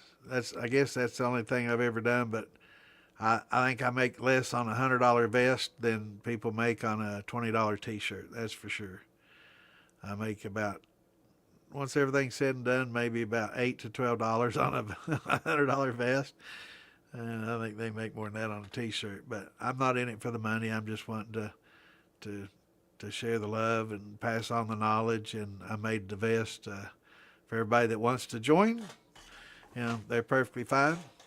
And I'm going to show it right now because I'm shameless.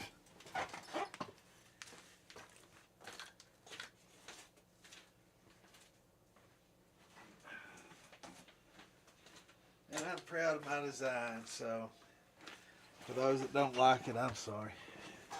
And here's the vest. Moonshine Militia vest. There's that center patch everybody loves so much. And it is a lot like that one the GW has, right? But there's the militia. And here's the old bad Santa.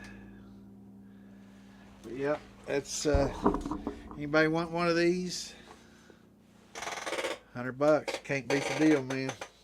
They guarantee you can't. I found those found the vests real cheap.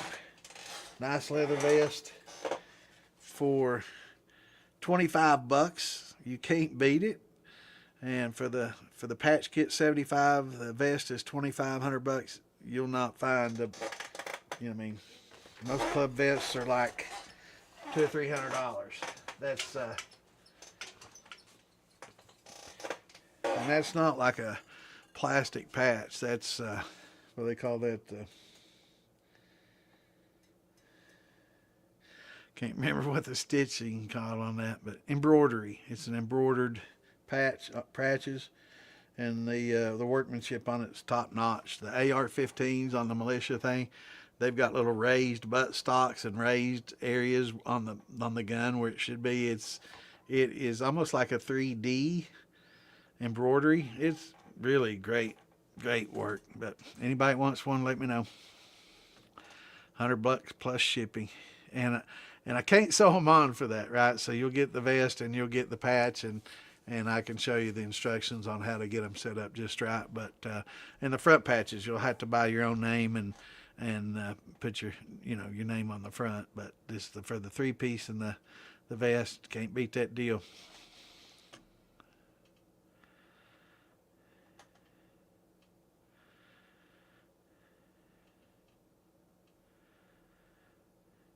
I wasn't aware of that. I don't know, man. We're gotta be careful about what we talk about on here. I don't. We got in trouble about talking about certain things before when it came to, drugs and stuff. Oh, they're real funny about that. Um, but yeah, tinctures. Making tinctures and using things as long as it's safe and you're following a guideline. I can't imagine them not. But not all people on in Zuckerberg's circle really is fond of the moonshine community, and I think if marijuana is probably a little more tolerant to them, but what they don't realize is moonshine is legal in a lot of states, so they need to learn that this isn't the forbidden thing anymore. About time for a drinky. Damn it, I miss my brother. Get better, bro. This one's for you, my friend.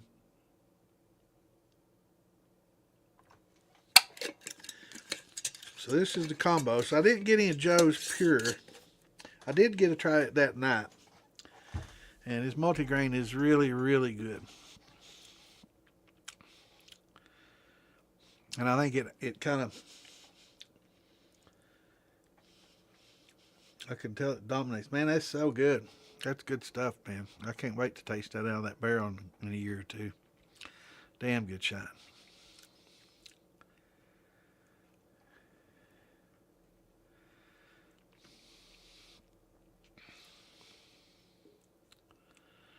Yeah, and we know what synthetic versions are like, right?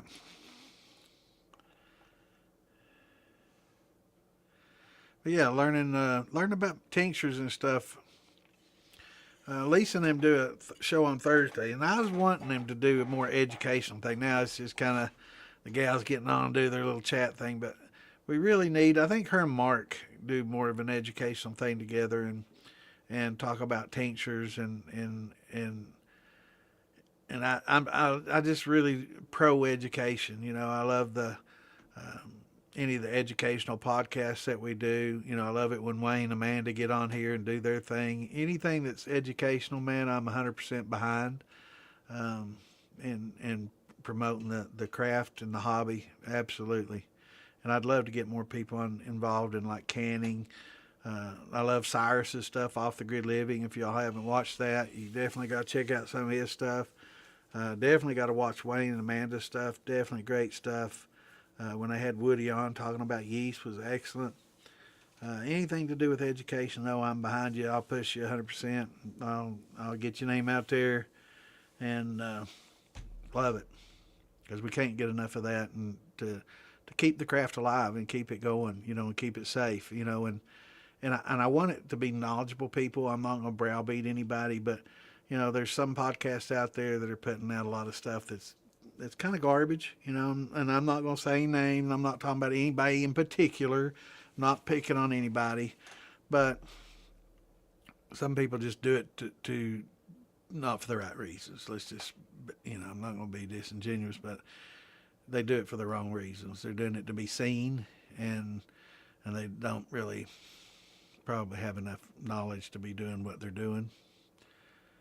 And I don't want to come off as that guy, but, at the same time, when you start promoting things and saying things are safe when they're not, and doing things like that, yeah, it's not good for the hobby, and it's going to get somebody hurt and potentially get your ass sued if you don't watch what you say. So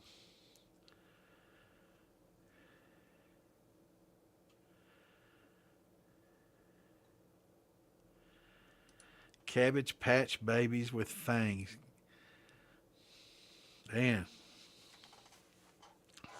That's pretty bad, bro.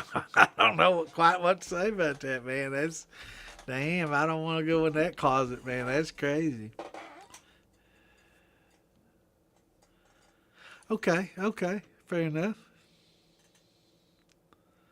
Just want to clean it up a little bit. That'll work for sure. And you'll know it if you taste it. If it's just not tasting good, yeah, you can clean it up for sure. Am I that far behind? Holy moly. 20 minutes. Okay. Green man and purple woman. Man, we talking about Star Treks or tripping on here? Really can't. All right, I ain't gonna say too much. I want to get me. You know, hell, they're just now unthrottling me, man. We're gonna be throttled next week again. I'm not gonna be able to do my shares. Damn it! Every time they say, "All right, everything's good," y'all get me in trouble. Damn it.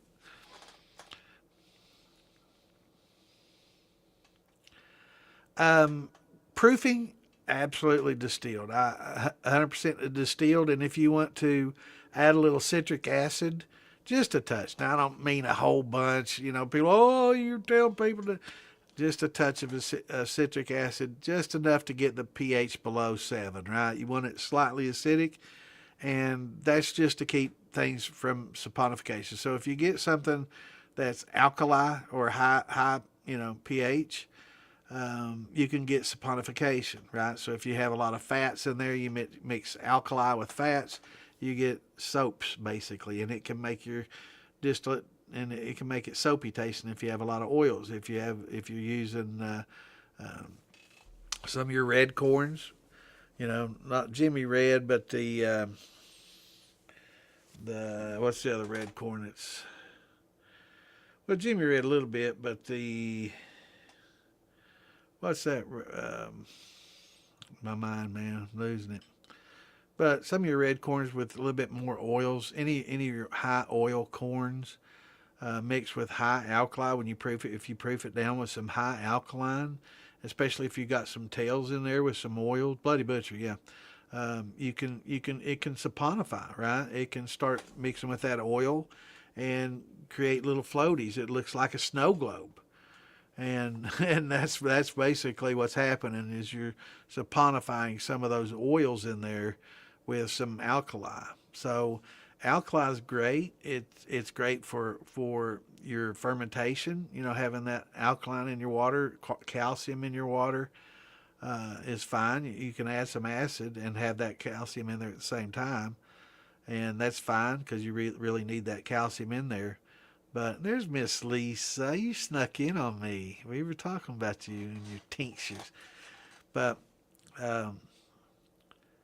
yeah, distilled when you want to proof distilled with slightly acidic would be optimal. Good to see you, Smiley.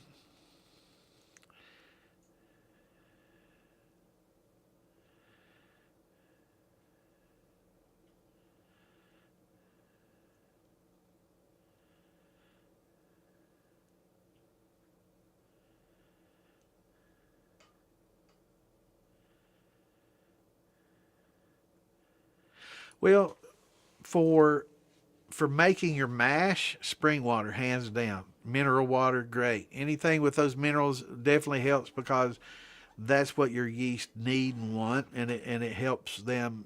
Gives it's not your nutrients, but it is like a subnutrient. It's something else that's beneficial, like a vitamin. It's not necessarily a food, but it's a supplement, right?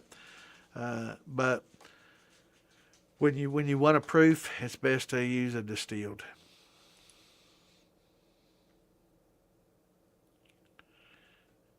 Got your new water chiller, awesome. Now is this a hillbilly chiller that you made with a window unit air conditioner, or did you go all out and buy an actual half horsepower, third horsepower, quarter horsepower chiller?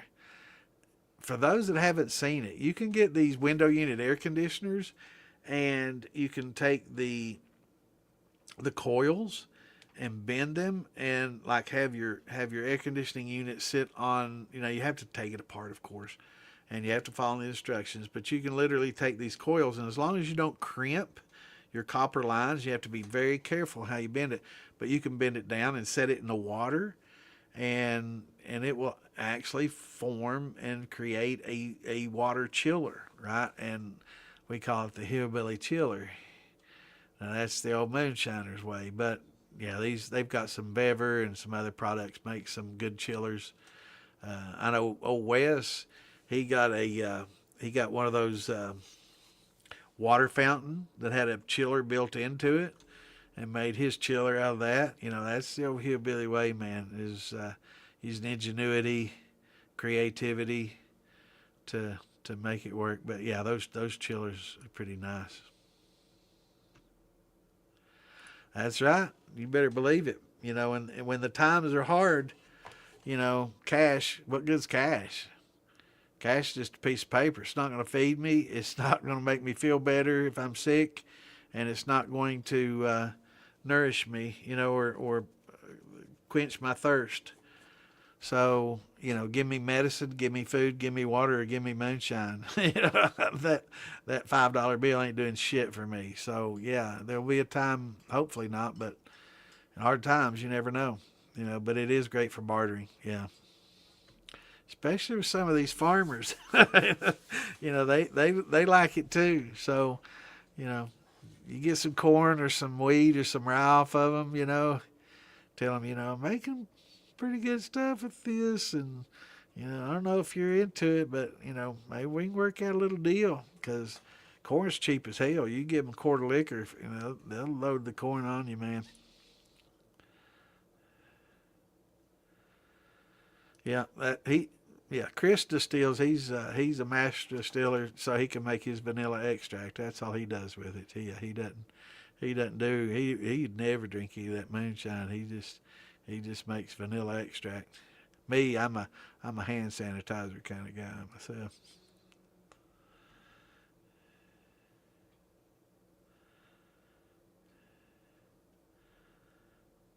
That's right, man. We'll be the new central bank, won't we? People be coming to us for medicine and moonshine.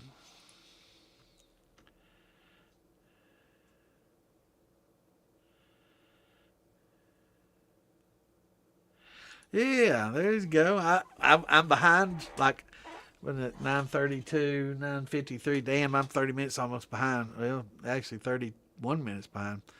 Hell yeah. Oh, Kim with the hillbilly chiller. Hell yeah. That's right. It does. It works real well. And actually, something I'm going to do. I need to make a little video doing that and share it with everybody, because it does make a good little chiller. And I've got two units sitting in there that I haven't used in years, and I know that it worked just fine. They're small, so they'll be perfect for it.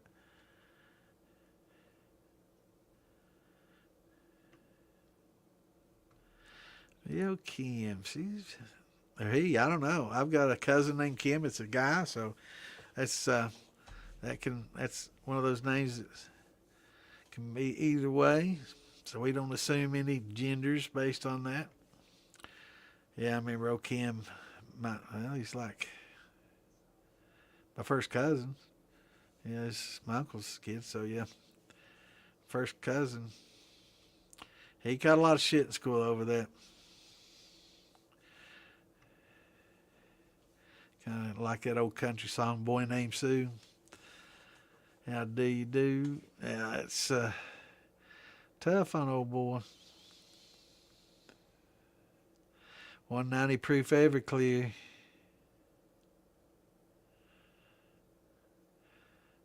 Oh yeah, you don't get it in Ohio. Yeah, yeah, you can get it in Kentucky too. They don't give a shit. Hell yeah, yeah. The little window units make excellent chillers. I'm gonna do a video this summer. I'm sure Phil's done videos too of that. If not,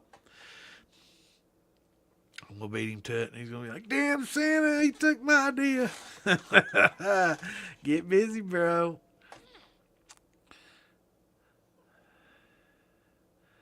I hear Ann back here giggling about something. She must be watching one of her shows. She puts her headset on. I can say anything in the world. She wouldn't hear a word I was saying.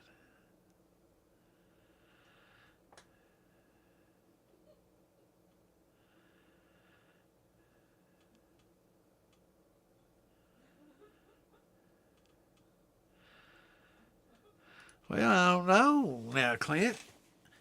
cheaply you can get a window unit at a yard sale or something. Shoot. And these I've got, man, they're probably they probably sat where they're sitting right now for about, well, since Ann's been here, she brought them with her. I've got one I use in the dining room to supplement, but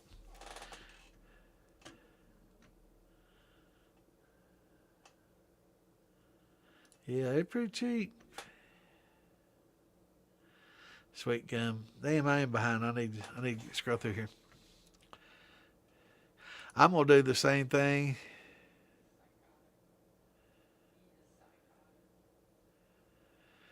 I'm gonna go through a lot of mine, and anything that's not good, anything that's not premium, if it's just okay, it's going in the pot. I'm gonna clean it all up with that new column I bought and infuse it and put it in a barrel. As a mixed brandy. Oh, my brandies, I should say, not grains.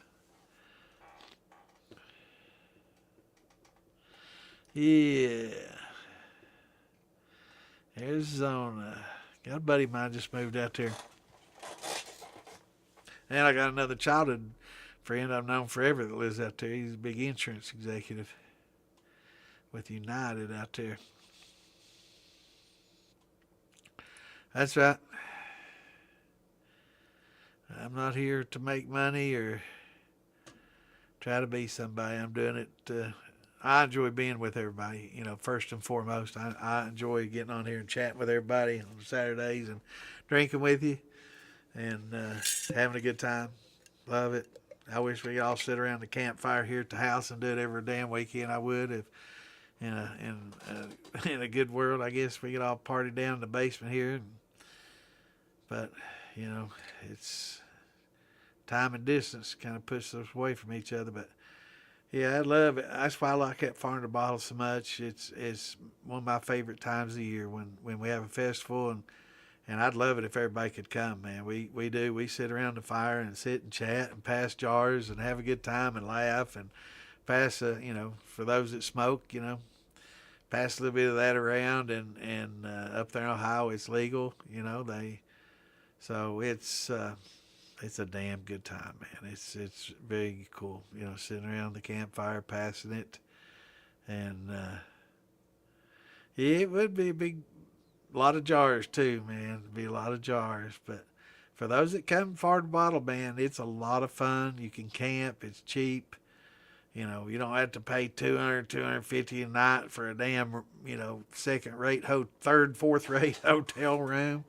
You bring a damn tent and put like 3 or 4 on one, camp spot for $50. Everybody pay about $20 a piece, whatever, and have, rent a campsite, have some electric. You would be like, it'll be in July, I think, this year, maybe August. So I noticed Ian a couple of years ago, man, speaking of window unit air conditioners, man, brilliant. Bought a little window unit, set it right up at his tent entrance, and zipped all the way around it, man, and had that son bitch running in the, you bet your ass I'll be bringing one of mine this year, man. That was brilliant. I thought, man, that dude's a thinker. So this year I'll be packing my little AC unit up there, man. That was awesome. Because it does get a little bit warm, but yeah, it's a damn good time. It's a damn good time up there. And I wish everybody could come and have fun. Yeah, you got to watch about the sassafras root. It's got saffron in it, so you got to be careful. Invest. Yeah, hey, it's a good $100, man. I tell you, it's awesome. Invest. Now this isn't something that you want to throw on and get on your bike and flex and try to pull up next to some Hell's Angels and flip them off. Not a good idea. But to wear to the festivals and have hanging on the wall, and it's pretty cool. And we're going to start the club. And Phillies, we're going to get us a clubhouse in Ohio. It's in the works. We're going to try to get us a little clubhouse where everybody can go hang out and come and spend a weekend, a week, whatever, and hang out and do your thing. And going on, bud? Good to see you, brother. And hang out and have a good time. And so we're gonna try to make that happen. We'd like to branch out, so we're gonna start in Ohio and maybe Kentucky, Tennessee. Especially if that sixth district makes it legal, man.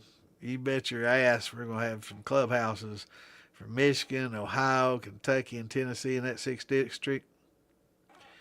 Definitely be representing, because then we can just, it'll be considered a household, a clubhouse, and we can go in there and make our own shine, hang out, and party, and have a good time, and have our little festivals and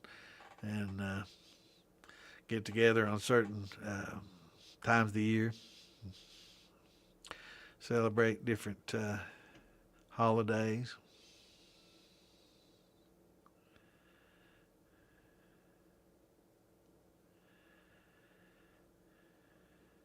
But yeah, you have to be real careful about when you're using the sassafras. They actually made it illegal here in the United States a few years back.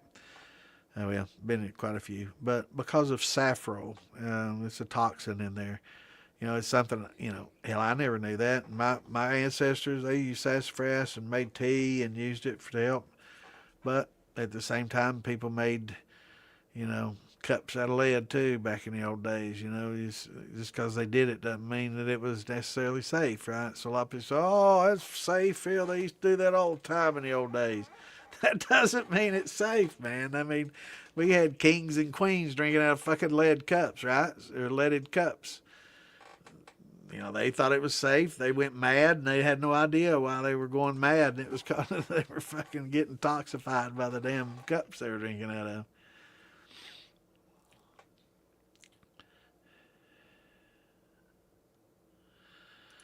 I will.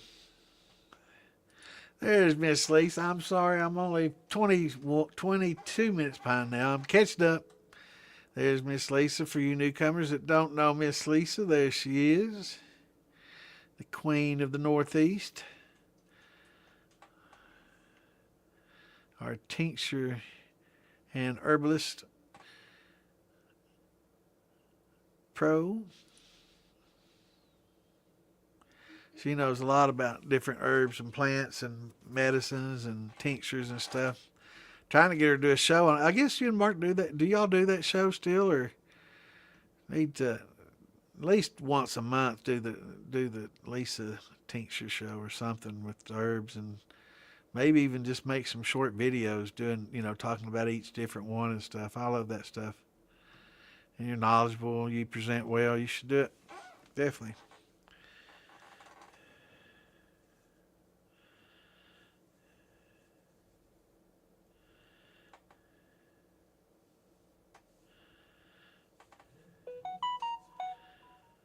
No, it's not taboo anymore. That's thank God.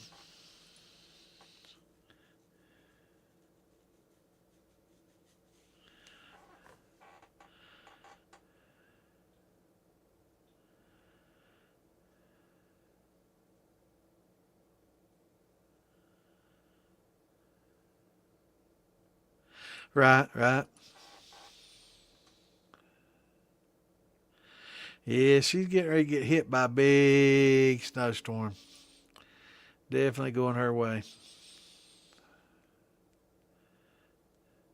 Yeah, it'd be like a kombucha. It's basically a fermented tea. So it'd be sassafras kombucha, I guess. Right? I wonder if they have some sassafras scobies. There's an idea. Yeah, he's a napper. I like it. Of course, I like old arrowheads. So I don't know about you nappers. It makes it tough on us arrowhead buyers. It's like, is this real or is this made by Mike Mason?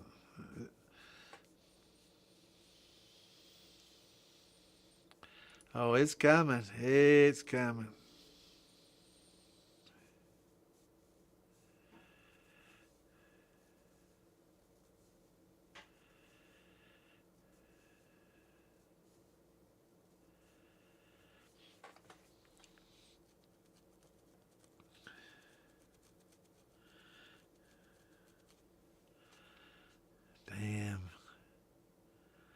Yeah, I'm just to where y'all corrected me on or queued me up on the Bloody Butcher.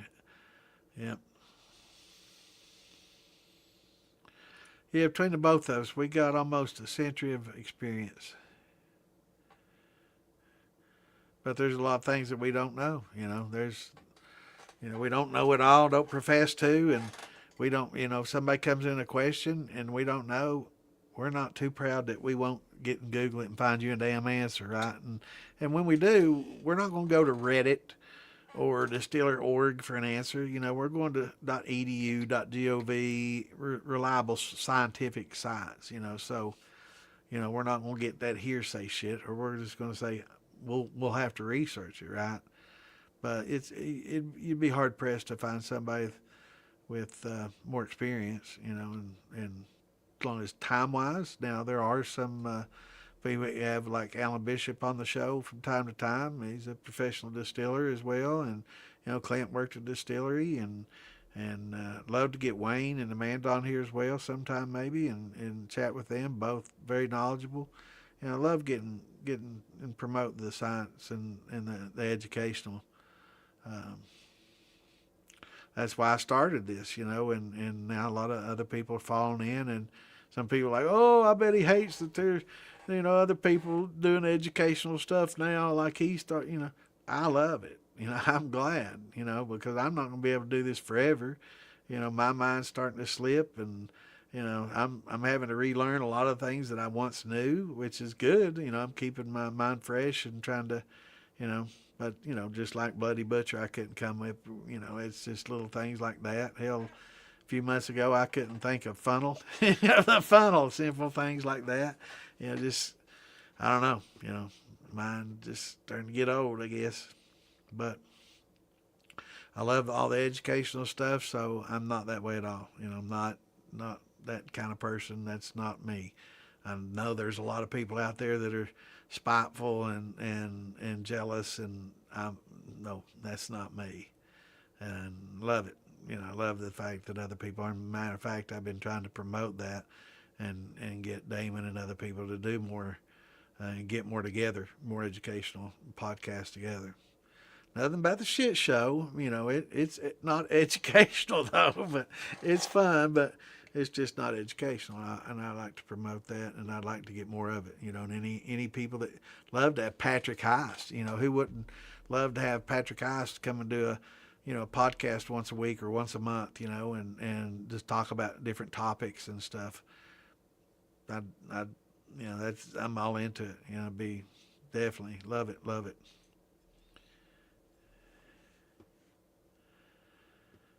What would I use to proof down to redistill? I would use, either a mash would probably be one of the best things, if you're going to redistill. It's something similar, like if you had a grain, I'd do a corn mash to mix with it, and mix, and just right when you get ready to run it, just mix that, new mash with some liquor or some tails. You proof it down with some tails and rerun those, and increase your production at the same time as you're cleaning it up and rerunning.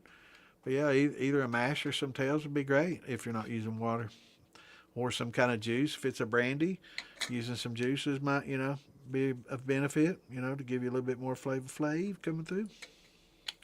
Hell yeah, time to have a little sippy sip. It's Saturday, man. You tell I drink a little bit more on the Saturdays than I do on the Tuesdays.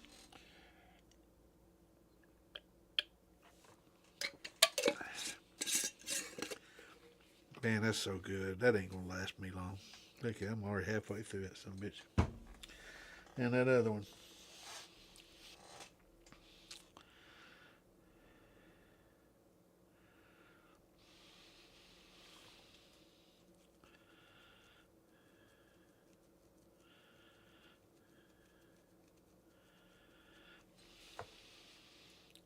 Yeah, you just barely tolerable, Mike. I'm telling you, man.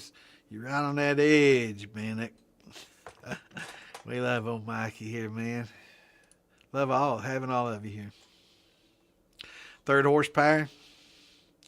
Hell yeah, man. That Hillbilly's got one of those. I think he's got like a 40-gallon still, and he started with one, and it was barely adequate to run. I think at the end he needed a little extra. So I think he put 2 in line and it was super adequate. So if you're running like a 20 or 30 or less, it's going to be perfect. You're gonna love it.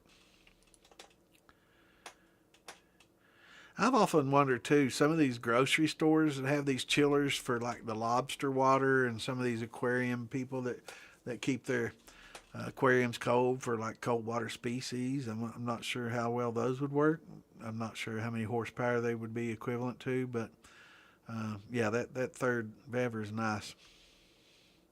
I know the quarters, they make a third and a quarter. I think that third, it's a good.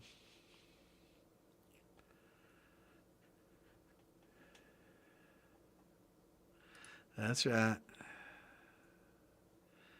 That's fact, my brother.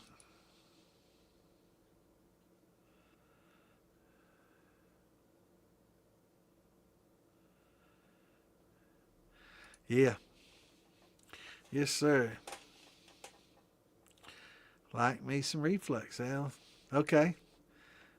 Well, I know some guys named Kim and girls named Kim, so I don't want to assume any genders or because I know how my cousin was. He it when people misgendered him based on his name, he wasn't happy about it, and he got kidded a lot in school. So I just this day and time people get pretty sensitive, and I don't want to step on any toes whether they're painted or not. Oh, that's funny. Did he? Yeah, I've seen a lot. I've seen most all of them. I haven't seen that one, but I've seen videos of it. Maybe it was his. I can't remember. It's been so long ago. But I've seen some videos on it, and yeah, it's relatively easy to do. And I'm going to do a little video on it too to kind of refresh everybody.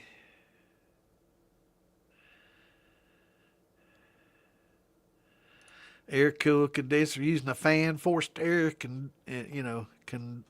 condensing. Maybe I can make that chiller and condenser into one, right? Chiller on one side, air cooled condenser on the other side.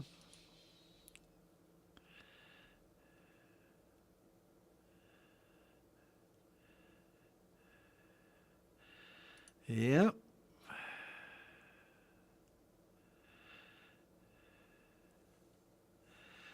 That's not him, but yeah, he has the same name as me, Justice.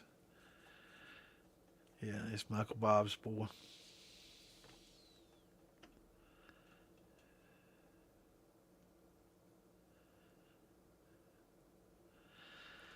Yeah, yeah, Kim's one of those, actually in the old days, Kim was a very common boy's name, but I also have a friend of mine that from my childhood, her dad was actually a state senator, and her name was Kim Hayes. That's how I remembered you from before because I'm like Kim Hayes is back, and I'm like it's not the same one I know, but yeah, yes, her brother and I played football together.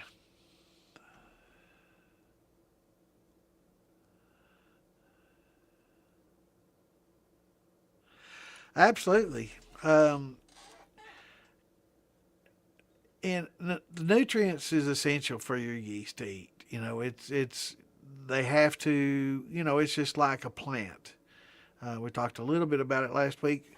You know, Yeast can get by without a nutrient, but they stress, right? And when they do stress, they can kick out some really bad flavors. So, happy yeast, keeping your yeast happy is the most important part of a fermentation. Give them everything they need to stay happy, and it's like a plant. If you give it the proper nutrients, you give it the proper amount of water, calcium, whatever it needs, you're not going to get spots on your fruits. You're going to get prime, big, huge, flowers and fruits, and they're going to produce well. But if you don't give them no nutrients, you don't give them the water, you don't give them certain minerals, you're going to come out small with spots on it and cracking, and it's just like a tomato, for example. Nobody wants a tomato with some brown rot or black rot or spots and coming out split and with poor flavor and very small. And it's just that's what happens to your yeast. It'll give you that equivalency in your mash, in your production, if you don't give it what it wants and make it happy. Yan and fan are essential. And when you have like a grain where you have malted grains, you're not going to need nutrients because there's plenty of nutrients in that malt. There's plenty of yan and fan. Now, there's other nutrients that are beneficial that might not be in a malt, but that you can supplement if you want to, and some people do. But yan and fan is essential. Yeast assimilable nitrogen. You can have nitrogen, but if the yeast aren't able to assimilate it and utilize it, then it's useless, right? And it has to be in an assimilable form. It has to be in a form that they can utilize it. Just like those starches. You can throw complex sugar to yeast, but it can't eat it. So it's just like a nitrogen that's not assimilable. You can throw that nitrogen on it, but it's not able to utilize it because it's not in the form that it needs. So yeast assimilable nitrogen and free amino nitrogen are both essential in feeding your yeast. Now, fortunately, when we do grains, most of the grains we use, the cereal grains, and we use especially in malts, will have the nutrients that you need. And all corn, even an unmalted, will have sufficient nutrients, sometimes just a little shy of all that they really need, but enough to where they're happy enough. You could use a little bit of a nutrient with a corn mash if it's just corn, and especially an unmalted corn. If you have malted corn, forget it, you don't need it. Anything malted will have those yan and fan that you need. But when we start getting into brandies, a lot of people say, well, it's a peach, it's got plenty of nutrients in it. It's not like that. It's not like something we eat being a nutrient for us equivalent to a yeast. No, most fruit don't have the yan and fan. That's why most of your wines and most of your wineries will use a nutrient that will help the wine along. People say, oh, you can use the raisins as a nutrient. Not true at all. I mean, it will add as a supplement. It's a supplement. It's a supplemental thing, but it's like saying we can live eating vitamins. You don't need food. You don't need, proteins. You don't need none of that. You just eat vitamins. It's got everything you need. No, we cannot just eat one-a-day vitamins to survive.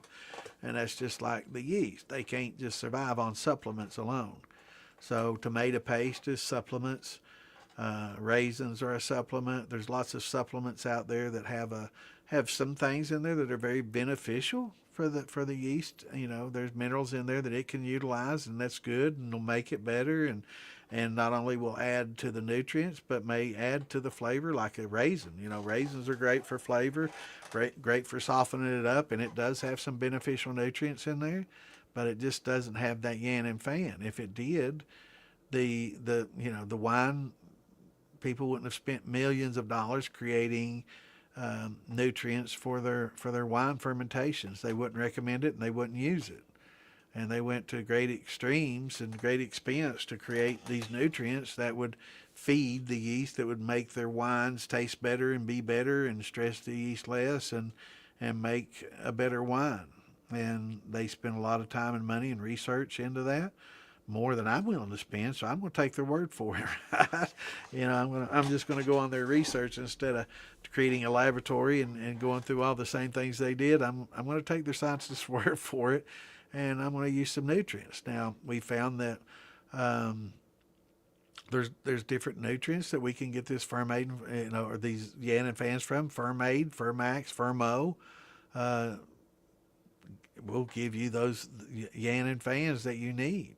Does it have all the supplements in it that you need? No. There's going to be some things in there that are, slightly lacking. Calcium, for one, zinc, another. So anything that you can add that's got some calcium in it will definitely help. There's definitely a need for calcium in the chemical reactions that takes place in fermentation, calcium uptake. Zinc is another essential very essential. You know, you can Google this and read about it. Zinc is very important in the fermentation process. So there's other micronutrients and minerals and things that are definitely going to help. And a lot of these things are in there, you know, already. But just basically having, you know, for most of your sugar washes, any of your tequila washes, any of your rum washes, any of your brandies, all these things that primarily deal with sugars or syrups or a fructose or a fruit for, you know, fermentation, you're going to need some supplemental nutrients, right? You're going to need something with yan and fan in it to help it along. Your grains you're going to be pretty good with. Yeast holes, you know, like we talk about, you know, anytime you do an all grain, especially with some malted grains, keep that yeast bed. That yeast bed is going to be full of nutrients from that malted grain. It's going to contain dead yeast, and those two are some of the best, not some of the best, they are the best nutrients you can use. Fermo is basically dead yeast holes. A lot of people consider it the best nutrient out there, and it's dead yeast. And we talk about you can get yeast, boil it, kill it, and use it. And that's a great. But it's still not going to contain the same nutrients that yeast bed contains, because it's going to contain a lot of these other nutrients and supplement. So, you know, but it's very important. And step feeding. We're now finding that just dumping all these nutrients in at once, yeah. 120 pounds, awesome. Add some nutrients to that tequila wash. You know, it's a wash, right? You're basically syrup and water. It's basically a wash. So definitely want to add some nutrients to it. Dead yeast, yeast holes, great. And bran flakes, you know, just a handful of bran flakes is fine. Crushed bran flakes, they're basically flaked wheat. And it's excellent. You know, there's plenty of nutrients. Got the calcium, got the zinc, got all kinds. Now, you don't want to get things heavily fortified with iron, but cereals aren't too bad. And they work great as nutrients. So, but having some nutrients in there definitely, and step feeding, like I said, just got sidetracked there, but step feeding, they're finding now that adding all the nutrients at the very beginning isn't necessarily as beneficial, especially in a brandy and a wine fermentation. It's better to add it over a long period of time because it's a slow fermentation. It's going to last 2 or 3 weeks, maybe into the months for your primary. So you can add nutrients over a period of time. Whereas a tequila, you know, you're definitely going to want to do that in a warmer. You definitely need to be warm when you're using that blue yeast too. So you're going to have to, you know, keep that fermentation very warm. It prefers it very warm, and it's a great thing to do in the summertime, in the heat of summer. If you're outside and it's just too hot for something like a wine or a brandy, those are some things that are probably better done from fall to spring when it's cooler, because the cooler fermentations are kind of more beneficial for, you know, winemaking and even your beers, certain beers. You know, we were talking, Aaron Woody and them talk about some of your, certain types of beer. Help me out, Clint. That require cooler temperatures. I'm trying to think of the type of beer it is. I'm not a beer drinker, so I don't know as much about it. But they like colder temperatures. Let me find out what that was.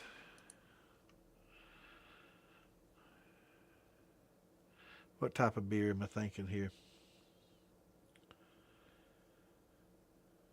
It's not a stout. What's it called? Come on, Clint. Hit me out.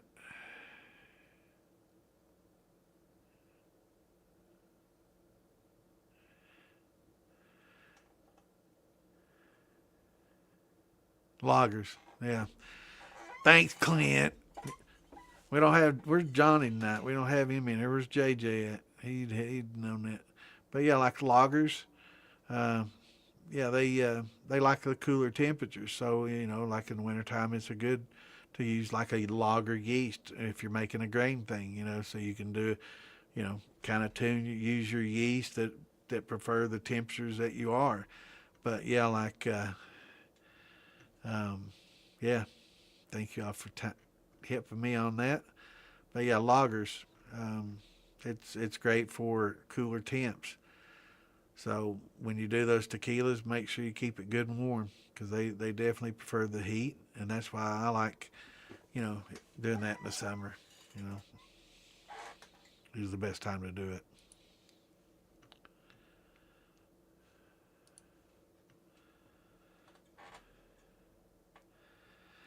Yeah, the more Kims we got, the better. Back in the old days, my cousin Kim, he enjoyed a little bit of shine, but nowadays I don't think he's much of a drinker. I think his dad drank enough for all of us.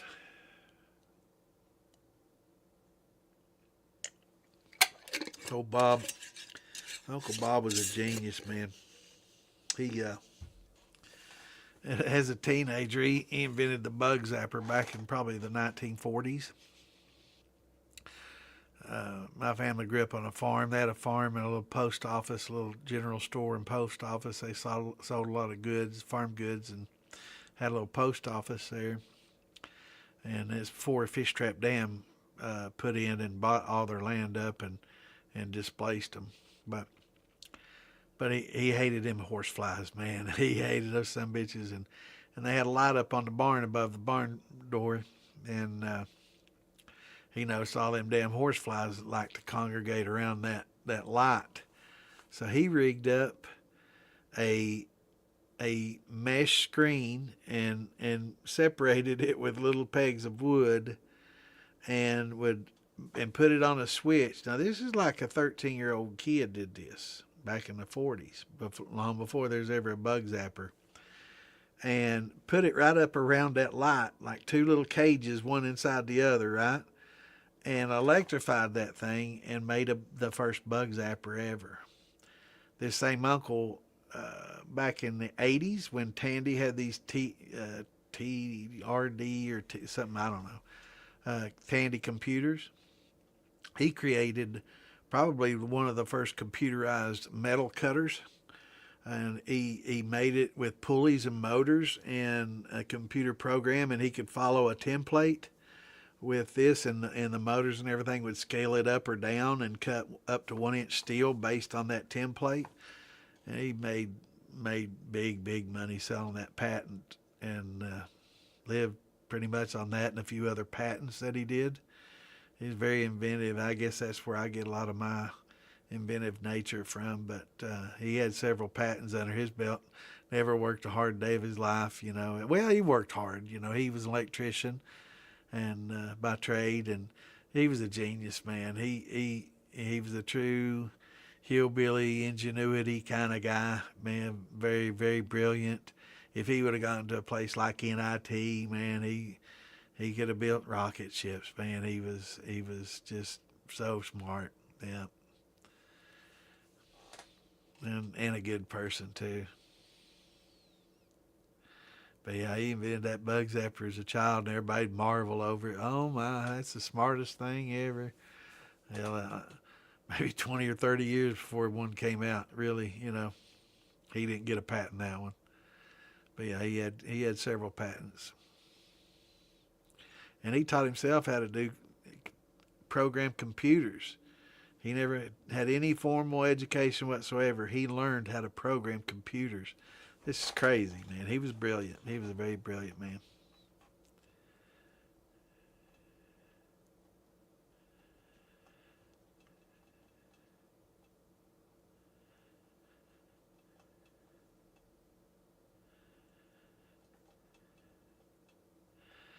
You sure it wasn't the same one, man?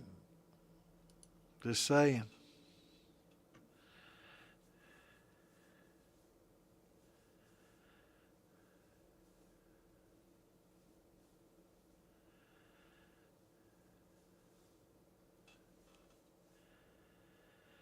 You better believe it, man. Hell yeah.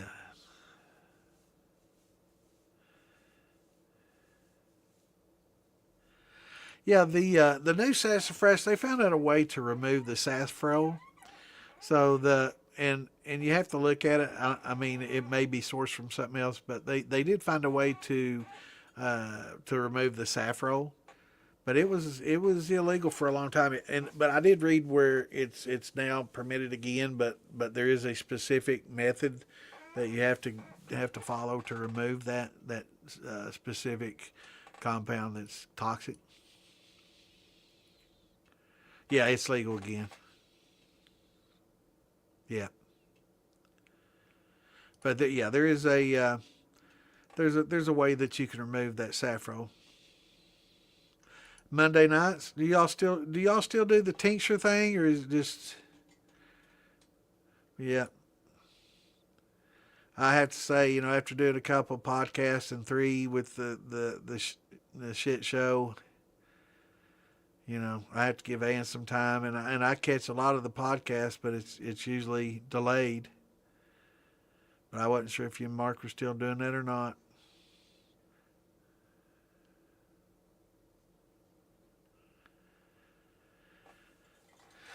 I love these scientific methylene dioxyamphetamine. Oh wow, that sounds like a lot of things I like. That sounds like a few things I like all wrapped up in one. Methylene dioxyamphetamine. Damn.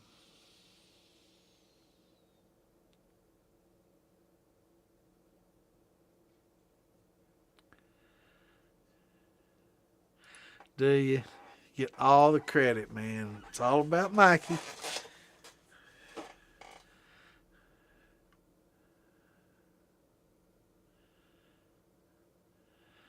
Sassafras. Yeah, we used to have some little kids saying about sassafras. I can't remember them all. They were little sayings, little rhymes. But anytime instead of saying ass, we'd replace it with sassafras. Yeah.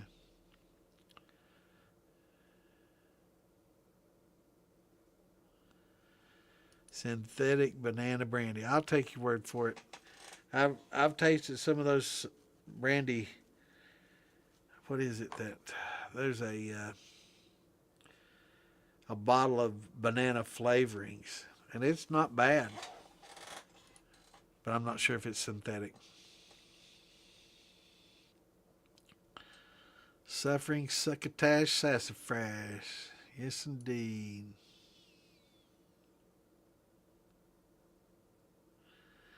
Hell yeah, man! And that's why I like everybody getting in here and sharing, their knowledge and what they got going on, and we got different people in here with different specialties and talents and things that they contribute. It's awesome, man. It's a community, right? And it's growing, and I like it, and I really enjoy it. There's a lot of days that I don't feel good, and it's like, oh man, I don't know if I feel good enough to get on the show. When I get on here, man, I start feeling so much better. So it's good medicine for me. Yeah, I can't say what you just said, Lisa, because they'll get me. They'll get me as soon as I say anything about it. I probably shouldn't highlight that. I'm probably going to, next week, I won't be able to share. Oh, I will get limited again.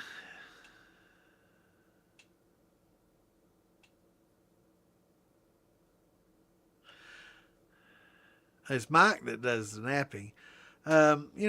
Flint, chert, obsidian are probably the three most common. I don't know if. Yeah, he's got two of them now. Damn, am I that far behind again? Damn it.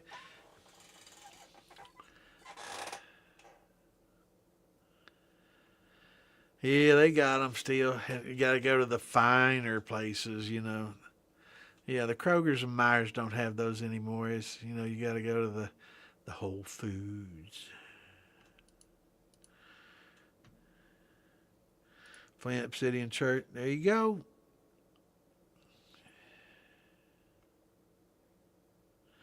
Trying to think of quartz. I guess quartz would probably be another one.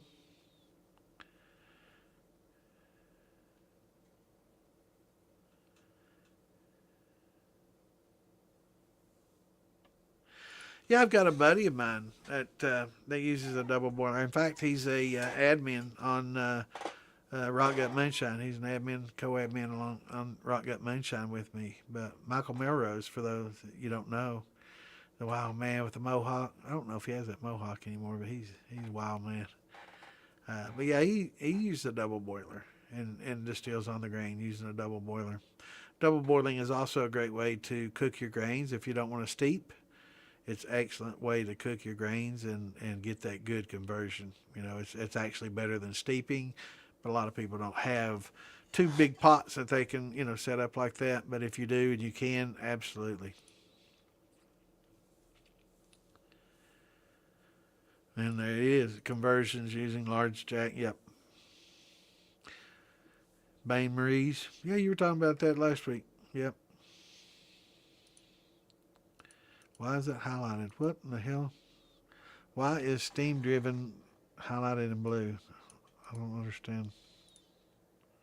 That's weird. On mine it says, well, actually just the M and driven are highlighted on mine. That's weird. What did you do to make that happen? Yeah, and it's essential. It's so important. But, the biggest problem, Cave Daddy, is people are of the mind, well, I've done it without it before and it came out just fine.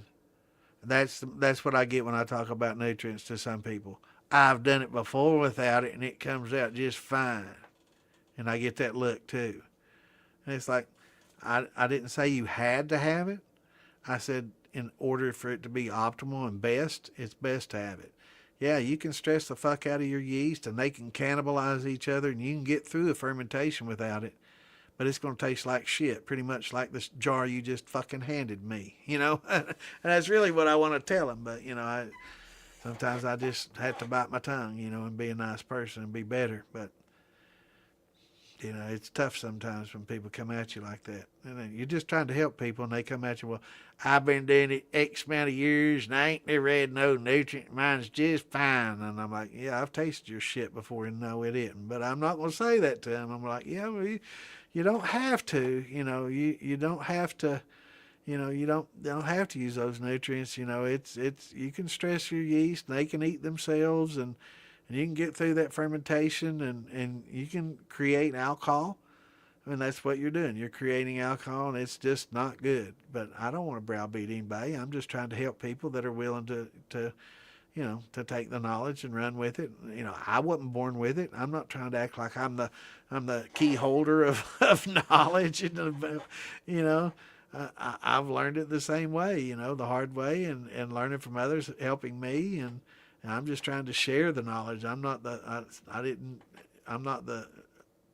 inventor of nutrients. I'm not the first person that ever used them. But yeah, some people get awful touchy. I've never had no nutrient and I'm just fine. Okay, well, continue the way you're doing then, dumbass. I don't care. But, try it with some nutrients next time. See if it ain't a little bit better. Some people, you just try to help and they resist it. They act like just because you're trying to help them and educate them a little bit, they get offended. I'm not trying to offend you. I'm trying to help you. And if you don't want to leg up, climb that fucking ladder yourself, Jack. And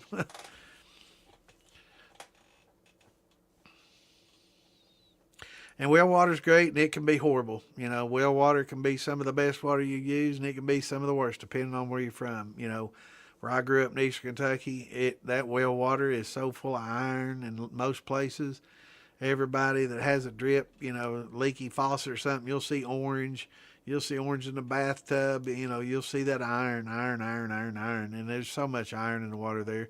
And, it's the coal fields, and there's a lot of iron. So, you get in different places and it's the same well water is just some of the best water you could ever dream of. It's got extra calcium and extra minerals. It's just like the best of the best, right? That's kind of why they put a lot of distilleries in central Kentucky is because we have that karst topography, and we have a lot of limestone caves and a lot of limestone, and you drill down with those wells here in central Kentucky, man, and oh, it's some of the best water ever. And there's some with some iron, but most not. And if you can find a good limestone, without the iron, oh, it's the best of the best of the best, like probably what you have. But you have to be careful. Some well waters have that higher iron content, and it's definitely not good. But fortunately, iron's something that's easy to remove. So it can be filtered out. You can use an RO, or you can use other filters. It's a pretty large, easy, heavy metal to remove. So, but yeah, if you got to watch your well water for iron content. But if it doesn't have it, and it's good, it's got a lot of calcium and limestone in your area, that's good. It can be some of the best or the worst. But just like streams, some of your streams can produce some of the best water, and some of the streams can, and tap water. In some areas, the tap water is great, and some other areas, like Flint, Michigan, I don't think so. So it's definitely a locational thing. So some well water is great, some's not so good. Some people have to use salt and different purifications to make it even drinkable. So it's kind of hit and miss, but yeah, if you're in a good place with some good, you come in from a good limestone area, got the best of the best for sure. Have a rum working doing tequila next. Have 120 pound of agave using blue yeast. Man, oh man. I am so jealous. Man, that agave shit's expensive, bro. I'm still waiting on my buddy to send me some of his tequila. I seen my address for a second or third time not long ago. If you're listening, Jeff, I still ain't got that. If you sent it, maybe we need to worry because it ain't got here yet. But man, he makes some of the best tequila I've ever drank. I used to be a big tequila drinker. And he sent me on, a few months, 6-8 months ago. We met up, went to a distillery here and chatted. And I met him before, Maggie, he's at a lot of festivals. Great guy. And very knowledgeable. Probably one of the best distillers I know. He's definitely top 10 of all the people I know. He's excellent, makes excellent stuff. But his aged tequila out of the barrel, I've never had any better tequila than that. It's one of my favorite drinks at this point in time. It's the damn best, man. I can't wait for him to send me another jar of it. He sent me a little bottle last time. I'd love to have me a big old quart of it, man. Of course, it's that type of thing that, you just have to drink that first, because after you get a few shots in you, you don't enjoy it as much, and you might as well be drinking horse pizzle shine, But that first few drinks, I always like drinking something premium. And then after I get a little bit of buzz on, yeah, it's whatever. But yeah, it's probably some of the best tequila I've ever had, for sure.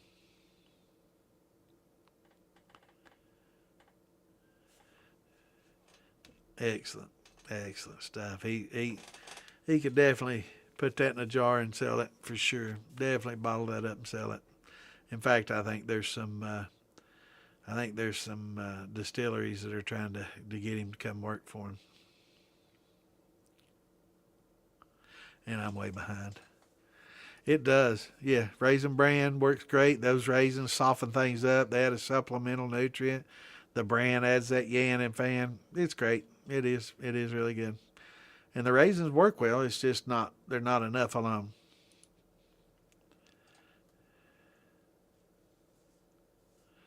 Yep. All right, let me get... Oh, I've got nasty iron well water. Well, I didn't even see this till I scrolled down and saw. Yeah, not all well water's good. So, some that with iron. Now, you can... One good thing about it, iron is pretty easy to remove. So, and you probably have one of these salt systems or something to help remove it. But yeah, it's some well water's not so damn good. And I know in Eastern Kentucky, man, where I grew up, yeah, well water ain't that great. You know, in the coal fields, it's pretty damn bad.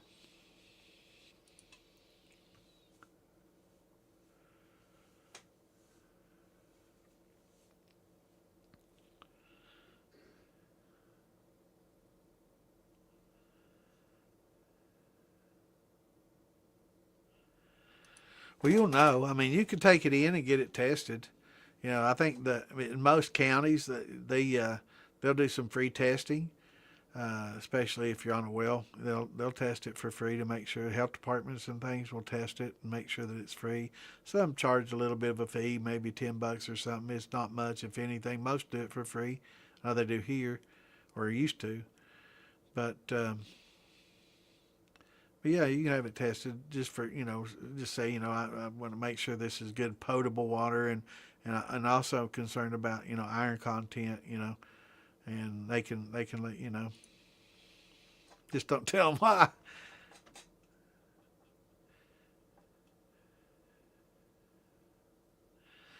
Yeah, yeah, it's tough, man. I mean, you can use reverse osmosis water and a water filter that's reverse osmosis, and it'll remove every bit of that. The problem is it removes all the other minerals and anything in there. So you'd have to add some back, right? Some calcium in there. You can get some calcium. The oyster shells I talk about. You could throw those in there to help. You know, put some calcium into it. You can get some gypsum, just a pinch of gypsum, and throw in there with it to help build up some calcium and some hardness. But there are ways to do it. There's a lot of filters like your Brita filters and stuff like that will remove most of that iron and make it pretty decent as well. I'm not sure. I think they call them what are they is the motorhome filters or something like that, that you can just hook to a water hose and run. I think I think they'll take iron out. In fact, let me check. Let me check on that, brother.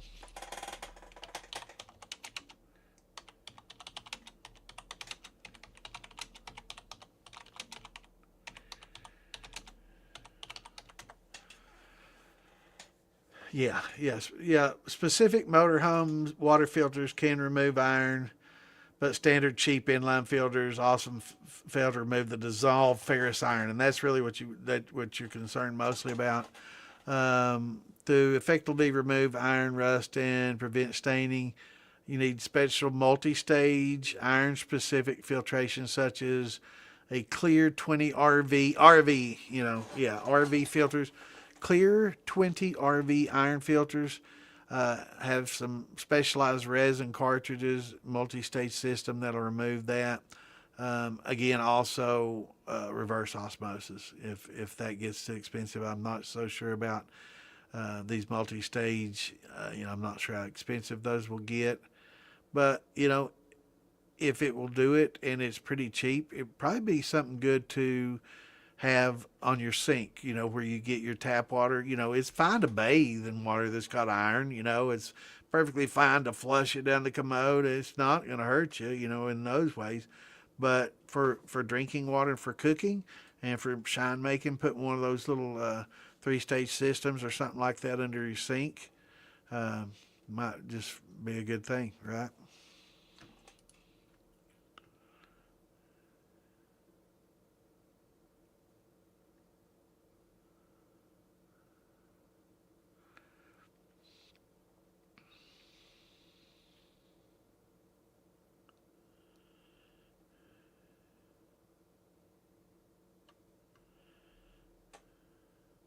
I missed that. I'm gonna have to watch it. Yeah, definitely.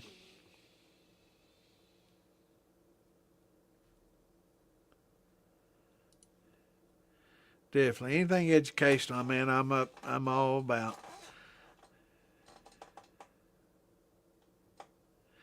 I can't wait to see those.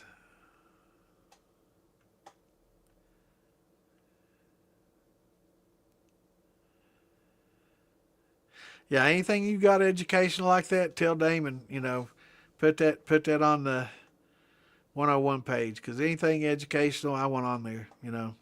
The shit show and all that other stuff, not interested. Don't need that on there at all. It's not educational. But anytime y'all do anything educational like that, I definitely would like for you to add it, if you will. I'm just trying to keep it all educational on there, and stuff like the shit show, it just doesn't belong. It's not about 101. It's about everything but. It's negative negative 101.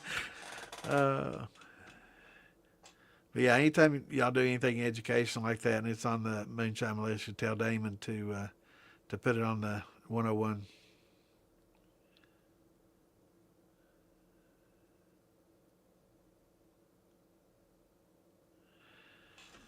What's going on? I'd love to have you, brother. Old vet, retired deputy sheriff, now tattooist, dabbling with winemaking.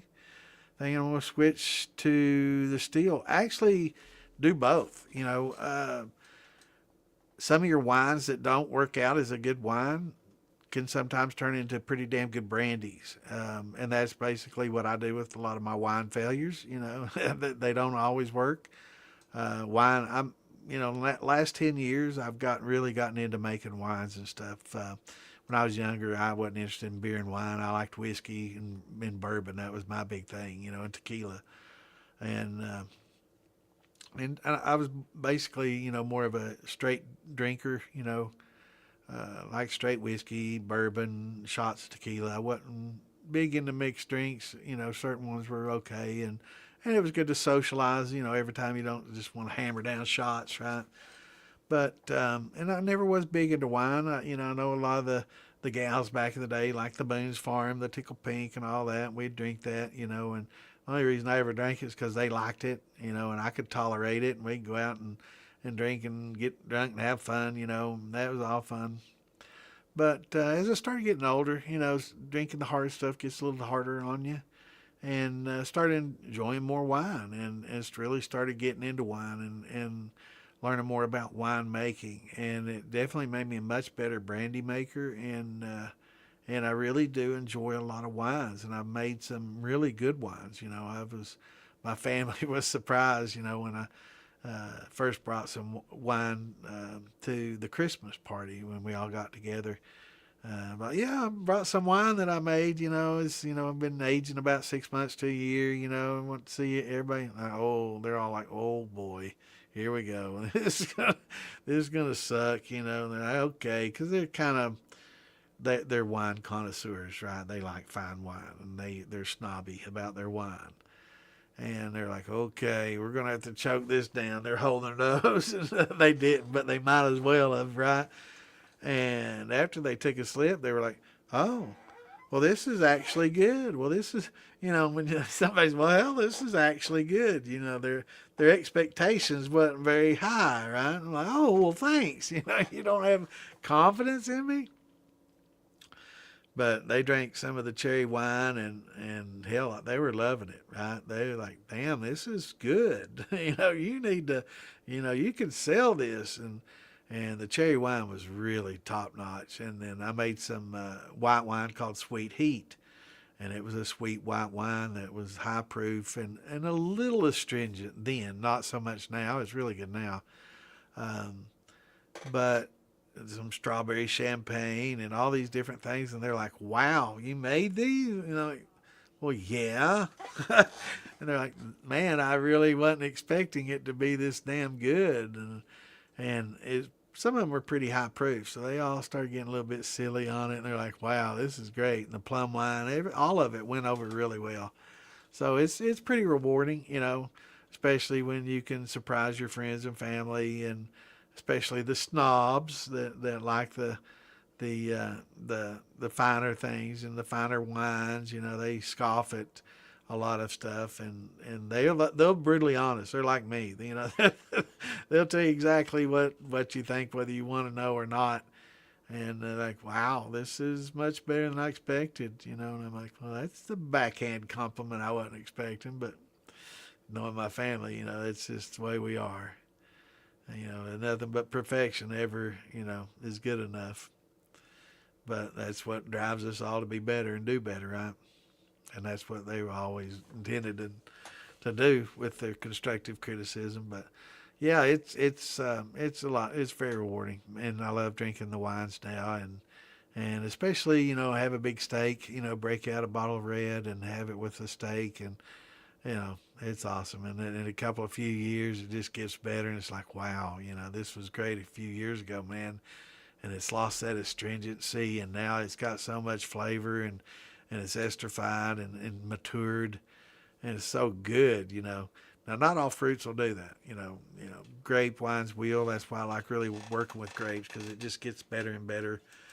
Some fruits, after a year or two, like my plums, plum wine's not something that you want to age for 5 or 10 years, right? After a few years, it actually starts to degrade. So that's some of the things too that I was talking about, that when I'm going to probably distill and put in a barrel, and some of my other brandies that just wasn't turning out, like that watermelon that turned out really bad. It's going to get cleaned up with a column and put in a barrel, and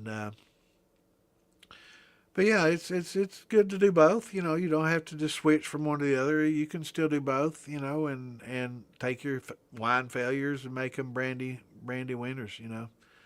Uh, but yeah, it's a fun hobby.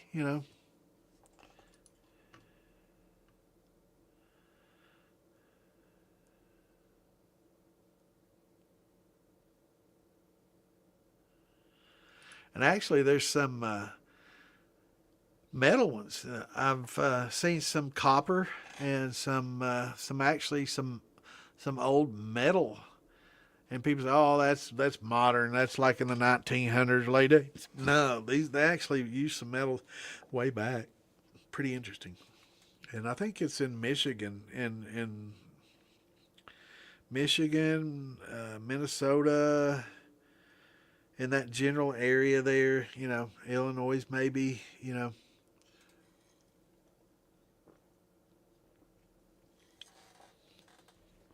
I was really big into, well, I still am, into arrowheads and artifacts. And family used to own this place that, yep, yep, yeah. So am I, brother. Eastern Kentucky, but used to do a lot of head hunting and really into it.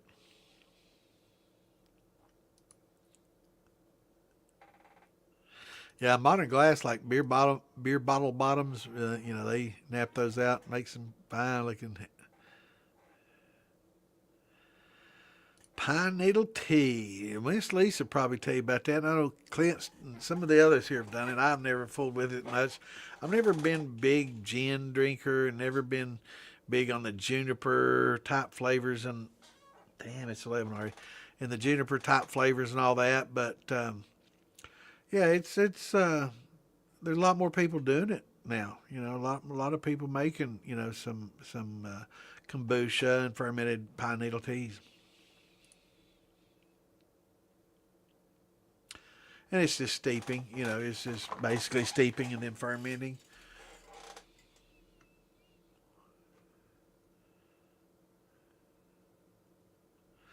Yep, or beer.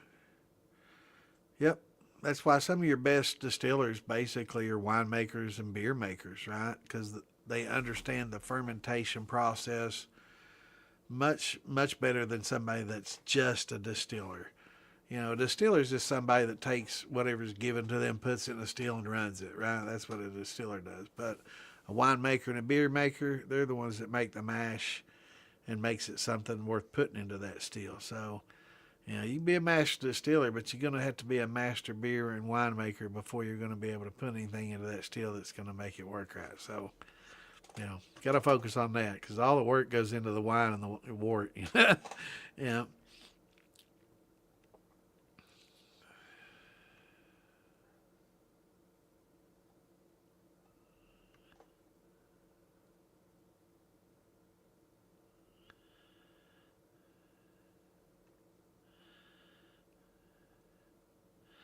Anytime I see somebody put his name together like that, I see Clinterus.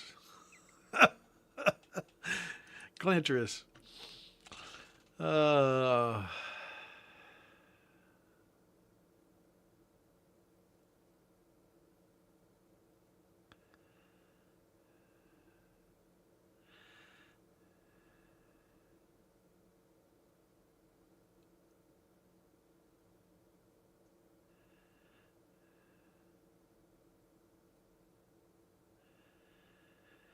All right, let me get caught up here.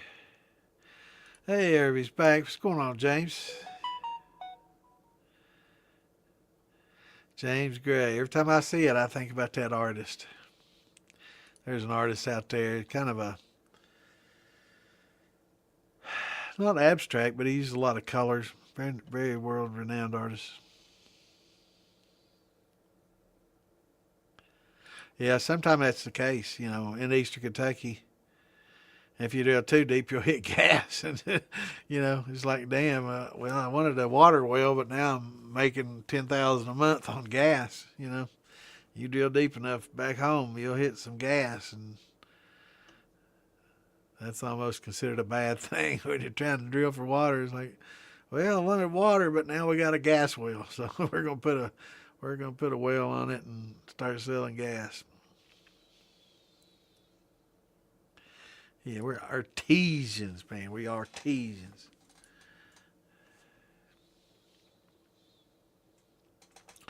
Yeah, some places it's not good.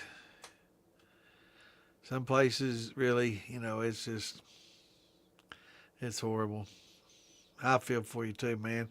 California, there's absolutely no reason in the world they shouldn't have good clean water. You got the mountains, you know, you got the desalination units, that can just change, seawater into decent. There's no reason that you should have a water shortage. The amount of money that they spend on water purifications and dealing with water, it's all become a political, it's basically theft.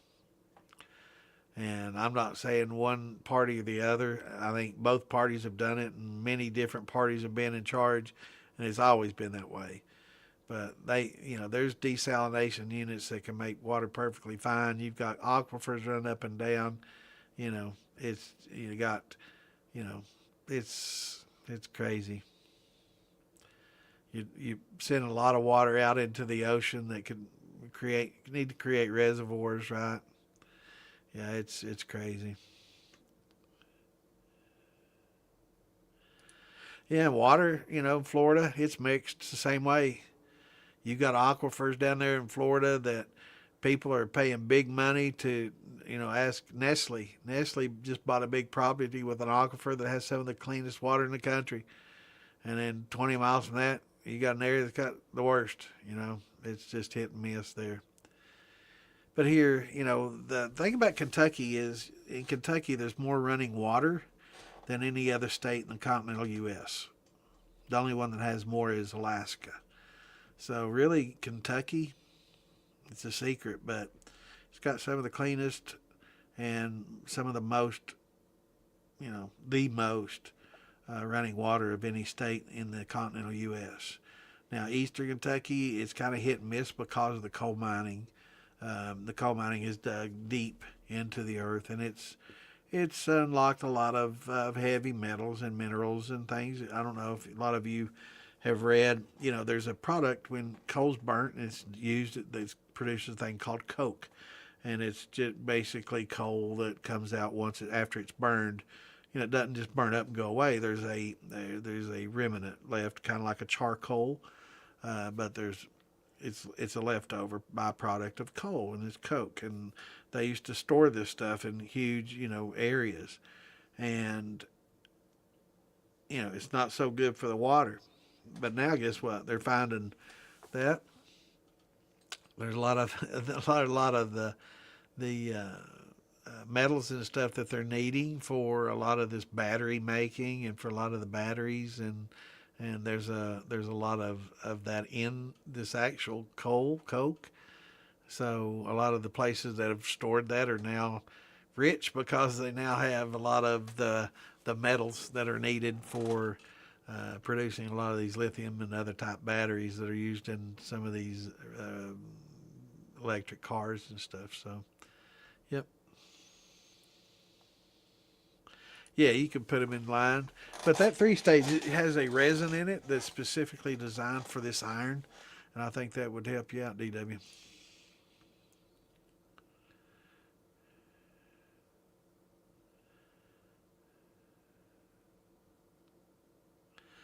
Yeah, we're pretty lucky here in Kentucky.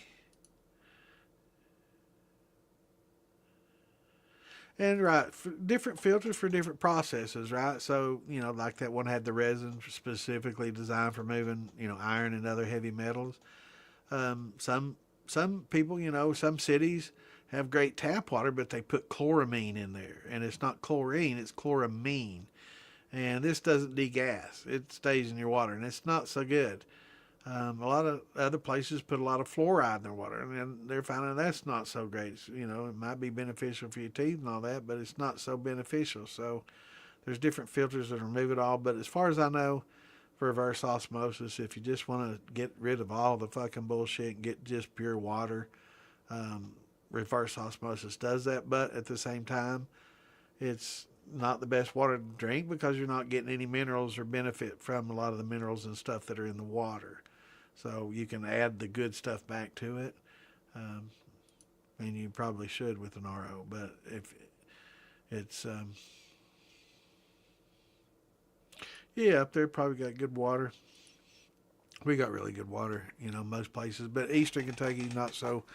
Other than the iron, it's not so bad. But there are some heavy metals in there from the mining industries and stuff, and like I was talking about from the battery industries. There's a lot of stuff in there that they don't tell people about that they probably should, and that's why most people in East Kentucky have um, they probably die a little bit younger than they do in some other areas because of the ills of the environment.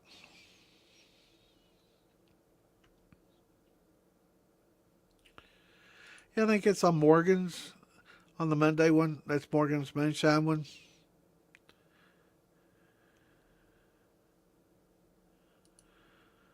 On Mark Morgan's, not the Shadow, but the other one. Speaking of which, it's 11 o'clock, time for a shot. I'm going to try to wrap this up soon. Everybody say a prayer for Mark. Well, I wonder what happened to old JJ. I hadn't seen him tonight. Wonder where he's at.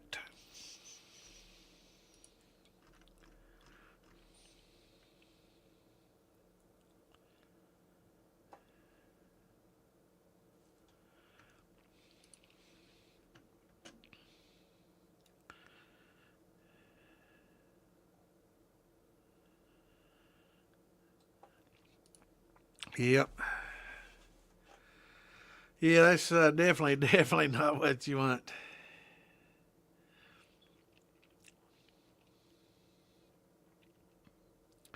Yeah, they got a lot of stuff out there. It's similar, something similar to the coal mines. I think out there they got a lot of sulfur and hydrogen sulfide and stuff you got to worry about too. And of course, anything associated with the oil and byproducts.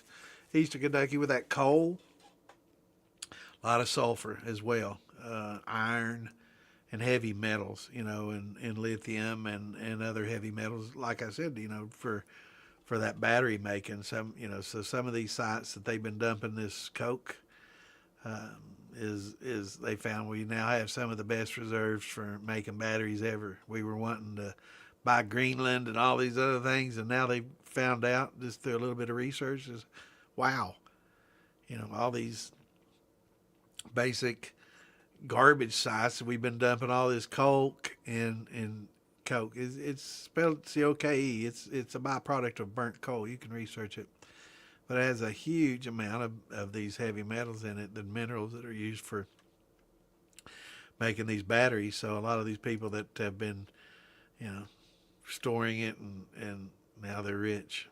It's kind of crazy.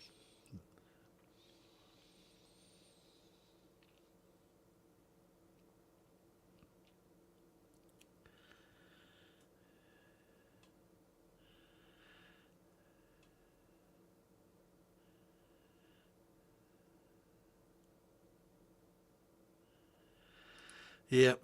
Yeah, it's sulfur. We got that too here.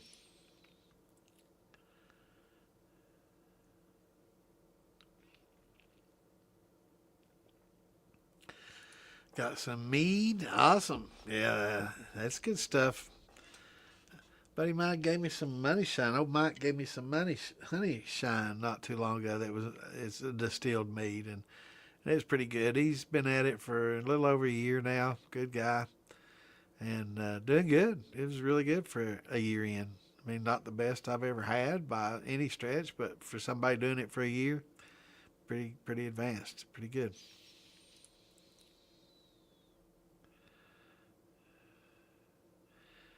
Am I an influencer? Oh my goodness. Yep, I'm an influencer. What's going on, man?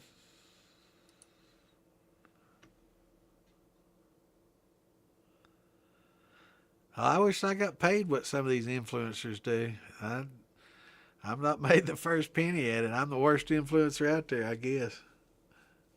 Oh yeah, I'm glad you mentioned potatoes. Or well, that's patience. You said I could have sworn that said Irish potatoes. I've been drinking a little bit. Um, got 10 pounds of potatoes for $1 today at Kroger. Limit one, so me and Ann rang up separately. So I got 20 pounds of potatoes for $2. I wish it wasn't a limit. I would have, I don't know, I guess it's 11 o'clock. Ann, you want to run to Kroger and get a couple more bags of taters? $1 each, man. I'd love to be able to walk out there with 10 bags for $10. But yeah, I was definitely thinking before I saw that there's a limit one, and we could only walk out with a couple bags, one each. Man, I had big visions of some potato vodka coming up, but that kind of when I saw the limit one, there went my dream.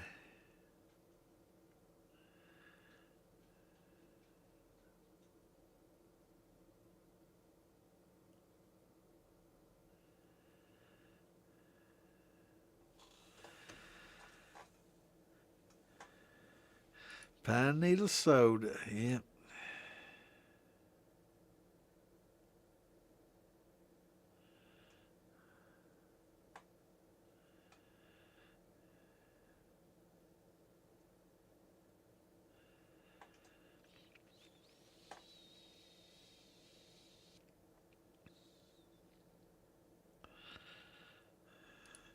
Oh, where's out there?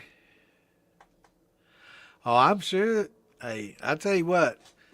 Once you get into it, man, it's really easy to do.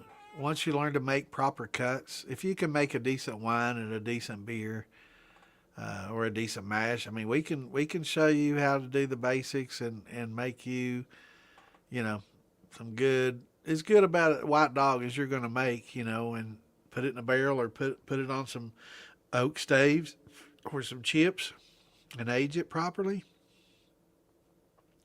You can shock your friends and family, man. They'll be like, "Wow, you did not make this." And it's there's nothing better, than sharing it with family and friends and them be like, "Wow, this is something you did." And it's really not that hard. It's a great hobby.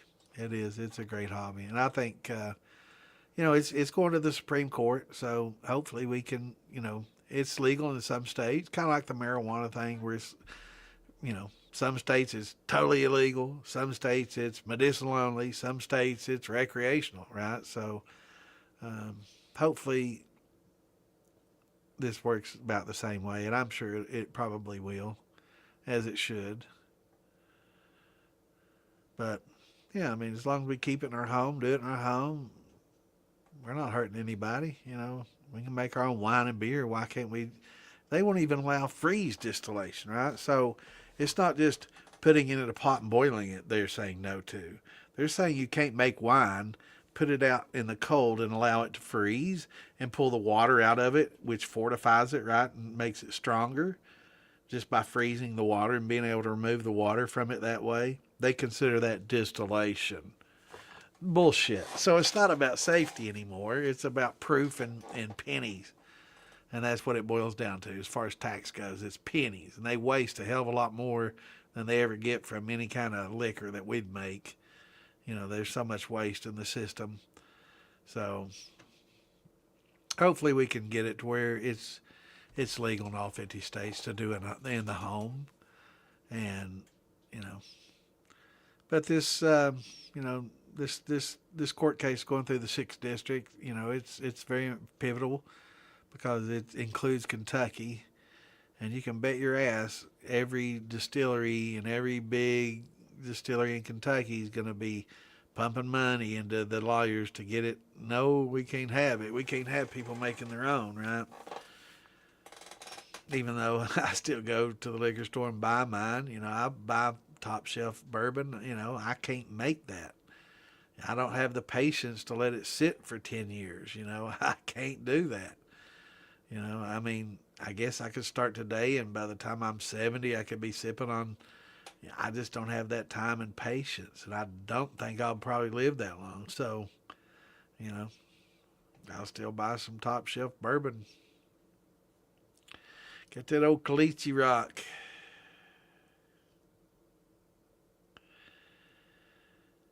Yeah, man, that stuff's hard as anything, man. I heard a lot of people out there. You know, I got some buddies that live out there in Texas, and they all like those Dodge trucks because of the way the hubs are designed and sealed. You know, a lot of the Chevys and Ford, they say where that Caliche dust gets into your hubs and wears out your gears and bearings. That the Dodges don't. Is that true, DW? I've got some buddies that live out in Texas told me that everybody, you know, that works in the fields and on the patch, most of the old trucks are Dodges because they can handle that Caliche dust better than with their bearings and hubs. I thought that was pretty interesting. And I like watching. Have y'all ever watched that show Landman, Billy Bob, the other bad Santa? Yeah, that's a pretty good show. We watched that.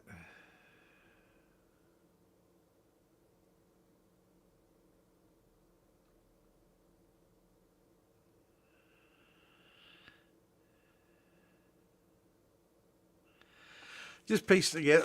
As far as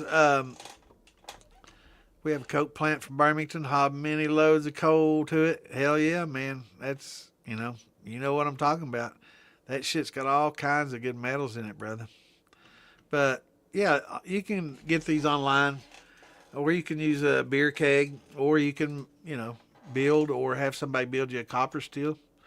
But these right here, that's an 18.5 gallon beaver. They make a 15, a 13, a 10, but this is 18 and a half. It's got a little, what we call a football head on it, Irish. About $210, $220, depending on where you buy it. Excellent value. That right there alone, without anything else, you can, put your wine in there and make a decent brandy. You can put your grain mashes in there. And like I said earlier in the show, if you weren't on, I'm not sure when you tuned in, but do go back and watch some of the older shows. We go in depth a lot of shows. A lot of times people get on here, beginners, to ask questions early, and we go through the whole steps from beginning to end. So yeah, you can definitely start with one of these and end with one of these because they work really well. And if you get an 18 and a half, you can generally turn out enough product to keep you happy. Starting out with a 5 gallon 3 pot, you're going to have to start putting work into it. It's these little beverage stills with these little sub pots that come off with it. They're fine, but you will have to put some additional work into it. If you're handy with copper, you can build your own. As long it doesn't have to be pretty, as long as it doesn't leak and you build it in the shape that you need to make a still. But if you just want to get started, you don't want to spend a lot of money, a couple $100 on one of these, and you're pretty much set. And you can put a little copper mesh inside that football, and it'll help take out some of those sulfites, especially in the brandies. So yeah.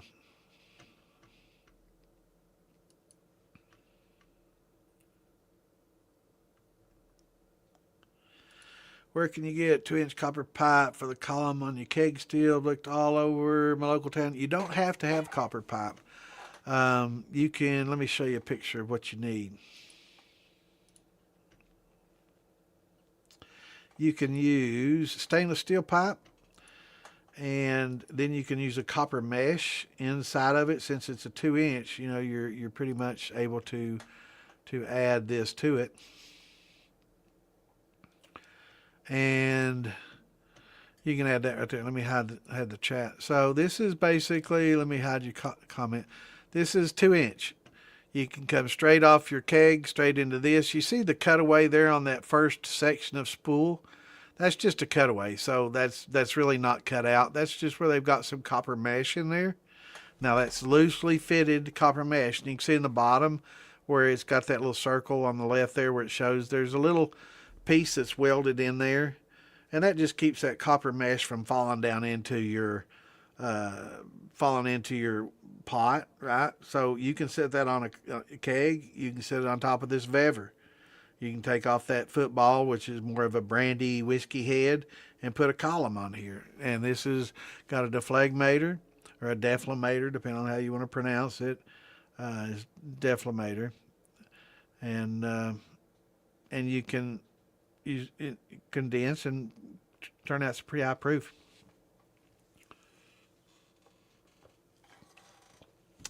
Hillbilly sells these. You can get them from Amazon. You can get them on eBay. I recommend getting them on Hillbilly. You know, it might cost you a few dollars extra, but you know, he's the one that makes all this possible. You know, he pays for the StreamYards that we use. You know, and helps make this all. He's like a sponsor, right? So anytime I can promote him, I will. But at the same time, you know, works great. And you don't have to have all copper, and it's much, much cheaper. These are like $120 to $50. Sometimes on a Black Friday deal, you can get them for less than 100, but generally 120, 150, $60. I'm not sure what field charges for them, but I'm sure it's probably something in that range.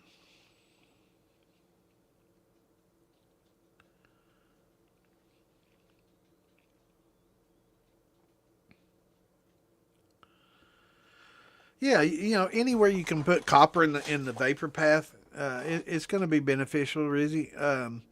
But here you can get that copper mesh and you can put it in the sight glass there. I put mine in the sight glass so I can sit there and watch it, you know, reflux on it. But you can, you know, just don't want to pack it tight, right? A lot of people, you know, when I talk about copper mesh, putting it in there, there's people with small diameter pipes that are stuffing copper in there. Do not fucking do that, right? You're going to cause some issues, and don't blame me if you do. I preach don't do that. Do not put copper mesh into your small diameter pipe. This is 2-inch mesh. This is 2-inch pipe. There's plenty of room for the vapor to move. There's not a lot of pressure. You're not creating back pressure. You're fitting loosely rolled up copper mesh into there, which allows the vapor to go through it. Even if you puke a little into it, it's not going to, you know, stop up on you. Do not, I repeat, do not, did I say do not, read my lips, do not put, I see it so much in these groups. They go, oh, Santa said, no, I never said put copper mesh in small diameter pipes. Only in this large diameter stuff. I don't want anybody getting hurt. I don't want to see stills explode. I don't want to see people with 3rd-degree burns. I don't want to see houses and garages on fire. Do not put copper mesh in small diameter pipe. Never said it, never will. Only in this large diameter stuff. If you have a thumper, you can put it there. That's not a bottleneck. That's not small diameter. It's not going to cause a lot of back pressure. But please do not put it in that small diameter pipe. I see it so many times, and it's like, do not do that. I never said to do it. So, yeah, but you can send the cutaway here. It's loosely fitted copper mesh in that column, and that's a lot. I don't use that much. You really don't need that much, but just enough to remove your sulfites. And you can rinse it out. After each use, you can rinse it, clean it. And once you get some green build up on there, oxidation, you can put it in some citric acid and water and clean it up a little bit. And then you can, you know, reuse it until it finally just gets so bad. Then you pull out the roll, and you can buy it in big rolls on Amazon cheap. And you just pull it out and loosely roll it up and put it in there. and you know that roll will last you a long time. And it does. And that mesh, you have more surface area with that mesh, forcing the vapor through it. And I say forcing, it's going through it. It can't go around it. But like if it were just copper walls, you know, it's only what comes in contact. Like if this wasn't a mesh in there and it was just copper piping, only what comes in contact with the walls would be removing the sulfites, right? So the stuff that goes up through the middle of the pipe, it doesn't remove any sulfites. So you're not getting that much removed from just copper piping. Now, if you have a copper, column going into a copper, lin arm, and going into a copper thumper, going into a copper worm, yeah, you've got copper on copper on copper. So it once you stack it like that, it does a good job too. But the copper mesh removes all you really need to, so it's very beneficial to have in the vapor path. And that little column out there is really all you need for that keg. And you can adjust the water going in this right above this sight glass. See the sight glass right above it? You can see the water line going in that deflagmator. You can adjust the temperature of the water going in. You want your cold water to go in the bottom and warm water to come out of the top, right? And you can adjust your proof, and you can dial it in, and you can adjust the reflux. And that's why I like putting that copper mesh in that sight glass. I can make the reflux dance on that copper mesh and keep it refluxed and balanced on that mesh, and increase your proof quite a bit if that's what you want, if you're making a higher proof type distillate. But proof isn't always the goal. Is it worth the extra effort to use cracked corn and malted barley for a traditional mass as compared to sugarhead mash? And I'm assuming when you say sugarhead, you're talking about a thin mash with cornmeal and sugar, which is what I did forever. And yeah, it is better. And it's even better to crack your own corn, to use get you a grinding meal. If you're a coffee drinker, you'll understand buying regular coffee that's been ground versus buying the beans and grinding them fresh. That difference you taste is the difference in cracked corn versus grinding your own corn. If that cracked corn has some age on it. A lot of the cracked corn you'll get 4 months old, 3 or 4 months old, and it's oxidized a lot and it loses flavor just like that coffee does. So yeah, it's worth it to get you a grinder. If you use cracked corn a lot, start with cornmeal. If you've done sugar shine, basically a thin mash with cornmeal, and you compare that to a cracked corn conversion where you use the starch and get the sugars out of the corn, and then you compare that to, it's a step up the ladder. So you go from thin mash to cracked corn, getting your sugars from the carbs from the actual corn itself. Step that up to the next, to cracking your own corn and grinding your own and getting it fresh and doing the conversion.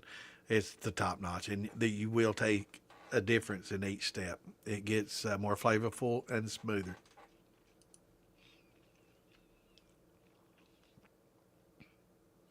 Yeah, definitely pack that. Yeah, boy. Yeah, take that 3/8 inch pipe you got coming off that beaver and just stuff as much of that copper. Man, I mean, I see so many people saying that. The old Santa said put copper mesh in these pipes, and they got like 1/2 inch. And I'm like, no. I know. Oh, no. Which I'm pulling my hair out. Because I know one of these days somebody's going to explode something. They're going to be like, I'm going to sue Santa. He told me to put that copper mesh in there. No, I never said it, never will. I've got witnesses. Do not do it. Just like that pickle jar. Don't do it. It's crazy. Right, yeah, exactly, Mud Grips. You can make your own rashi greens, and you can take copper, 1/2 inch, 3/8, and just chop it up into small, real thin pieces, and just stack it up in there. That works great too. Works just fine. And they actually do that in commercial distilling. It's called rashig, Raschig, Raschig rings. So definitely an old method.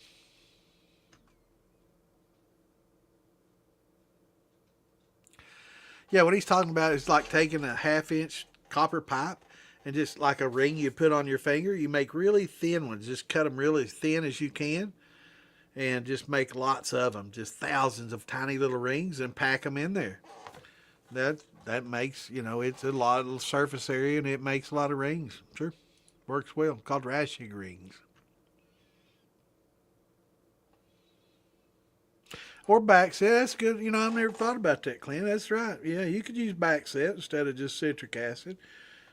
Another good reason to save your back set. That's awesome, brother. Yeah, I've never thought about that, but that'll work just fine.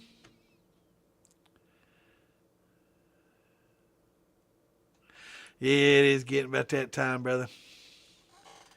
11:30. Yeah, we're gonna have to take off. But yeah, we'll see y'all again. For the newbies on here, we do this every Tuesday and Thursday, 8 Eastern. And, the festival season's coming up, so there'll be a few Saturdays that we won't be able to be here. But for the most part, I'll be here on Tuesdays and Saturdays. So bring your questions, bring your stories, and come sit and have a drink with us and chat and talk about your failures, your successes, and talk to us about how you stuffed copper in that small diameter pipe and watched it explode all over the house. But yeah, it's great seeing everybody. Great seeing some newcomers, and we'll welcome everybody, and we'll answer any questions that you have. We try to make it a safe, enjoyable hobby for anybody, and please bring your questions, bring your friends. If it's a great hobby to share with your buddies. It's just like fishing and hunting. It's another thing y'all can do together and have a lot of fun and fellowship, and we really enjoy it here.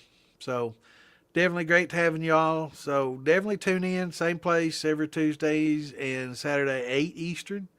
Tuesdays and Saturdays, and we will see you again Tuesday the 17th. Hell, it's getting about tax time. I only got a few more weeks to get my taxes done, so we're going to have to work on that soon too.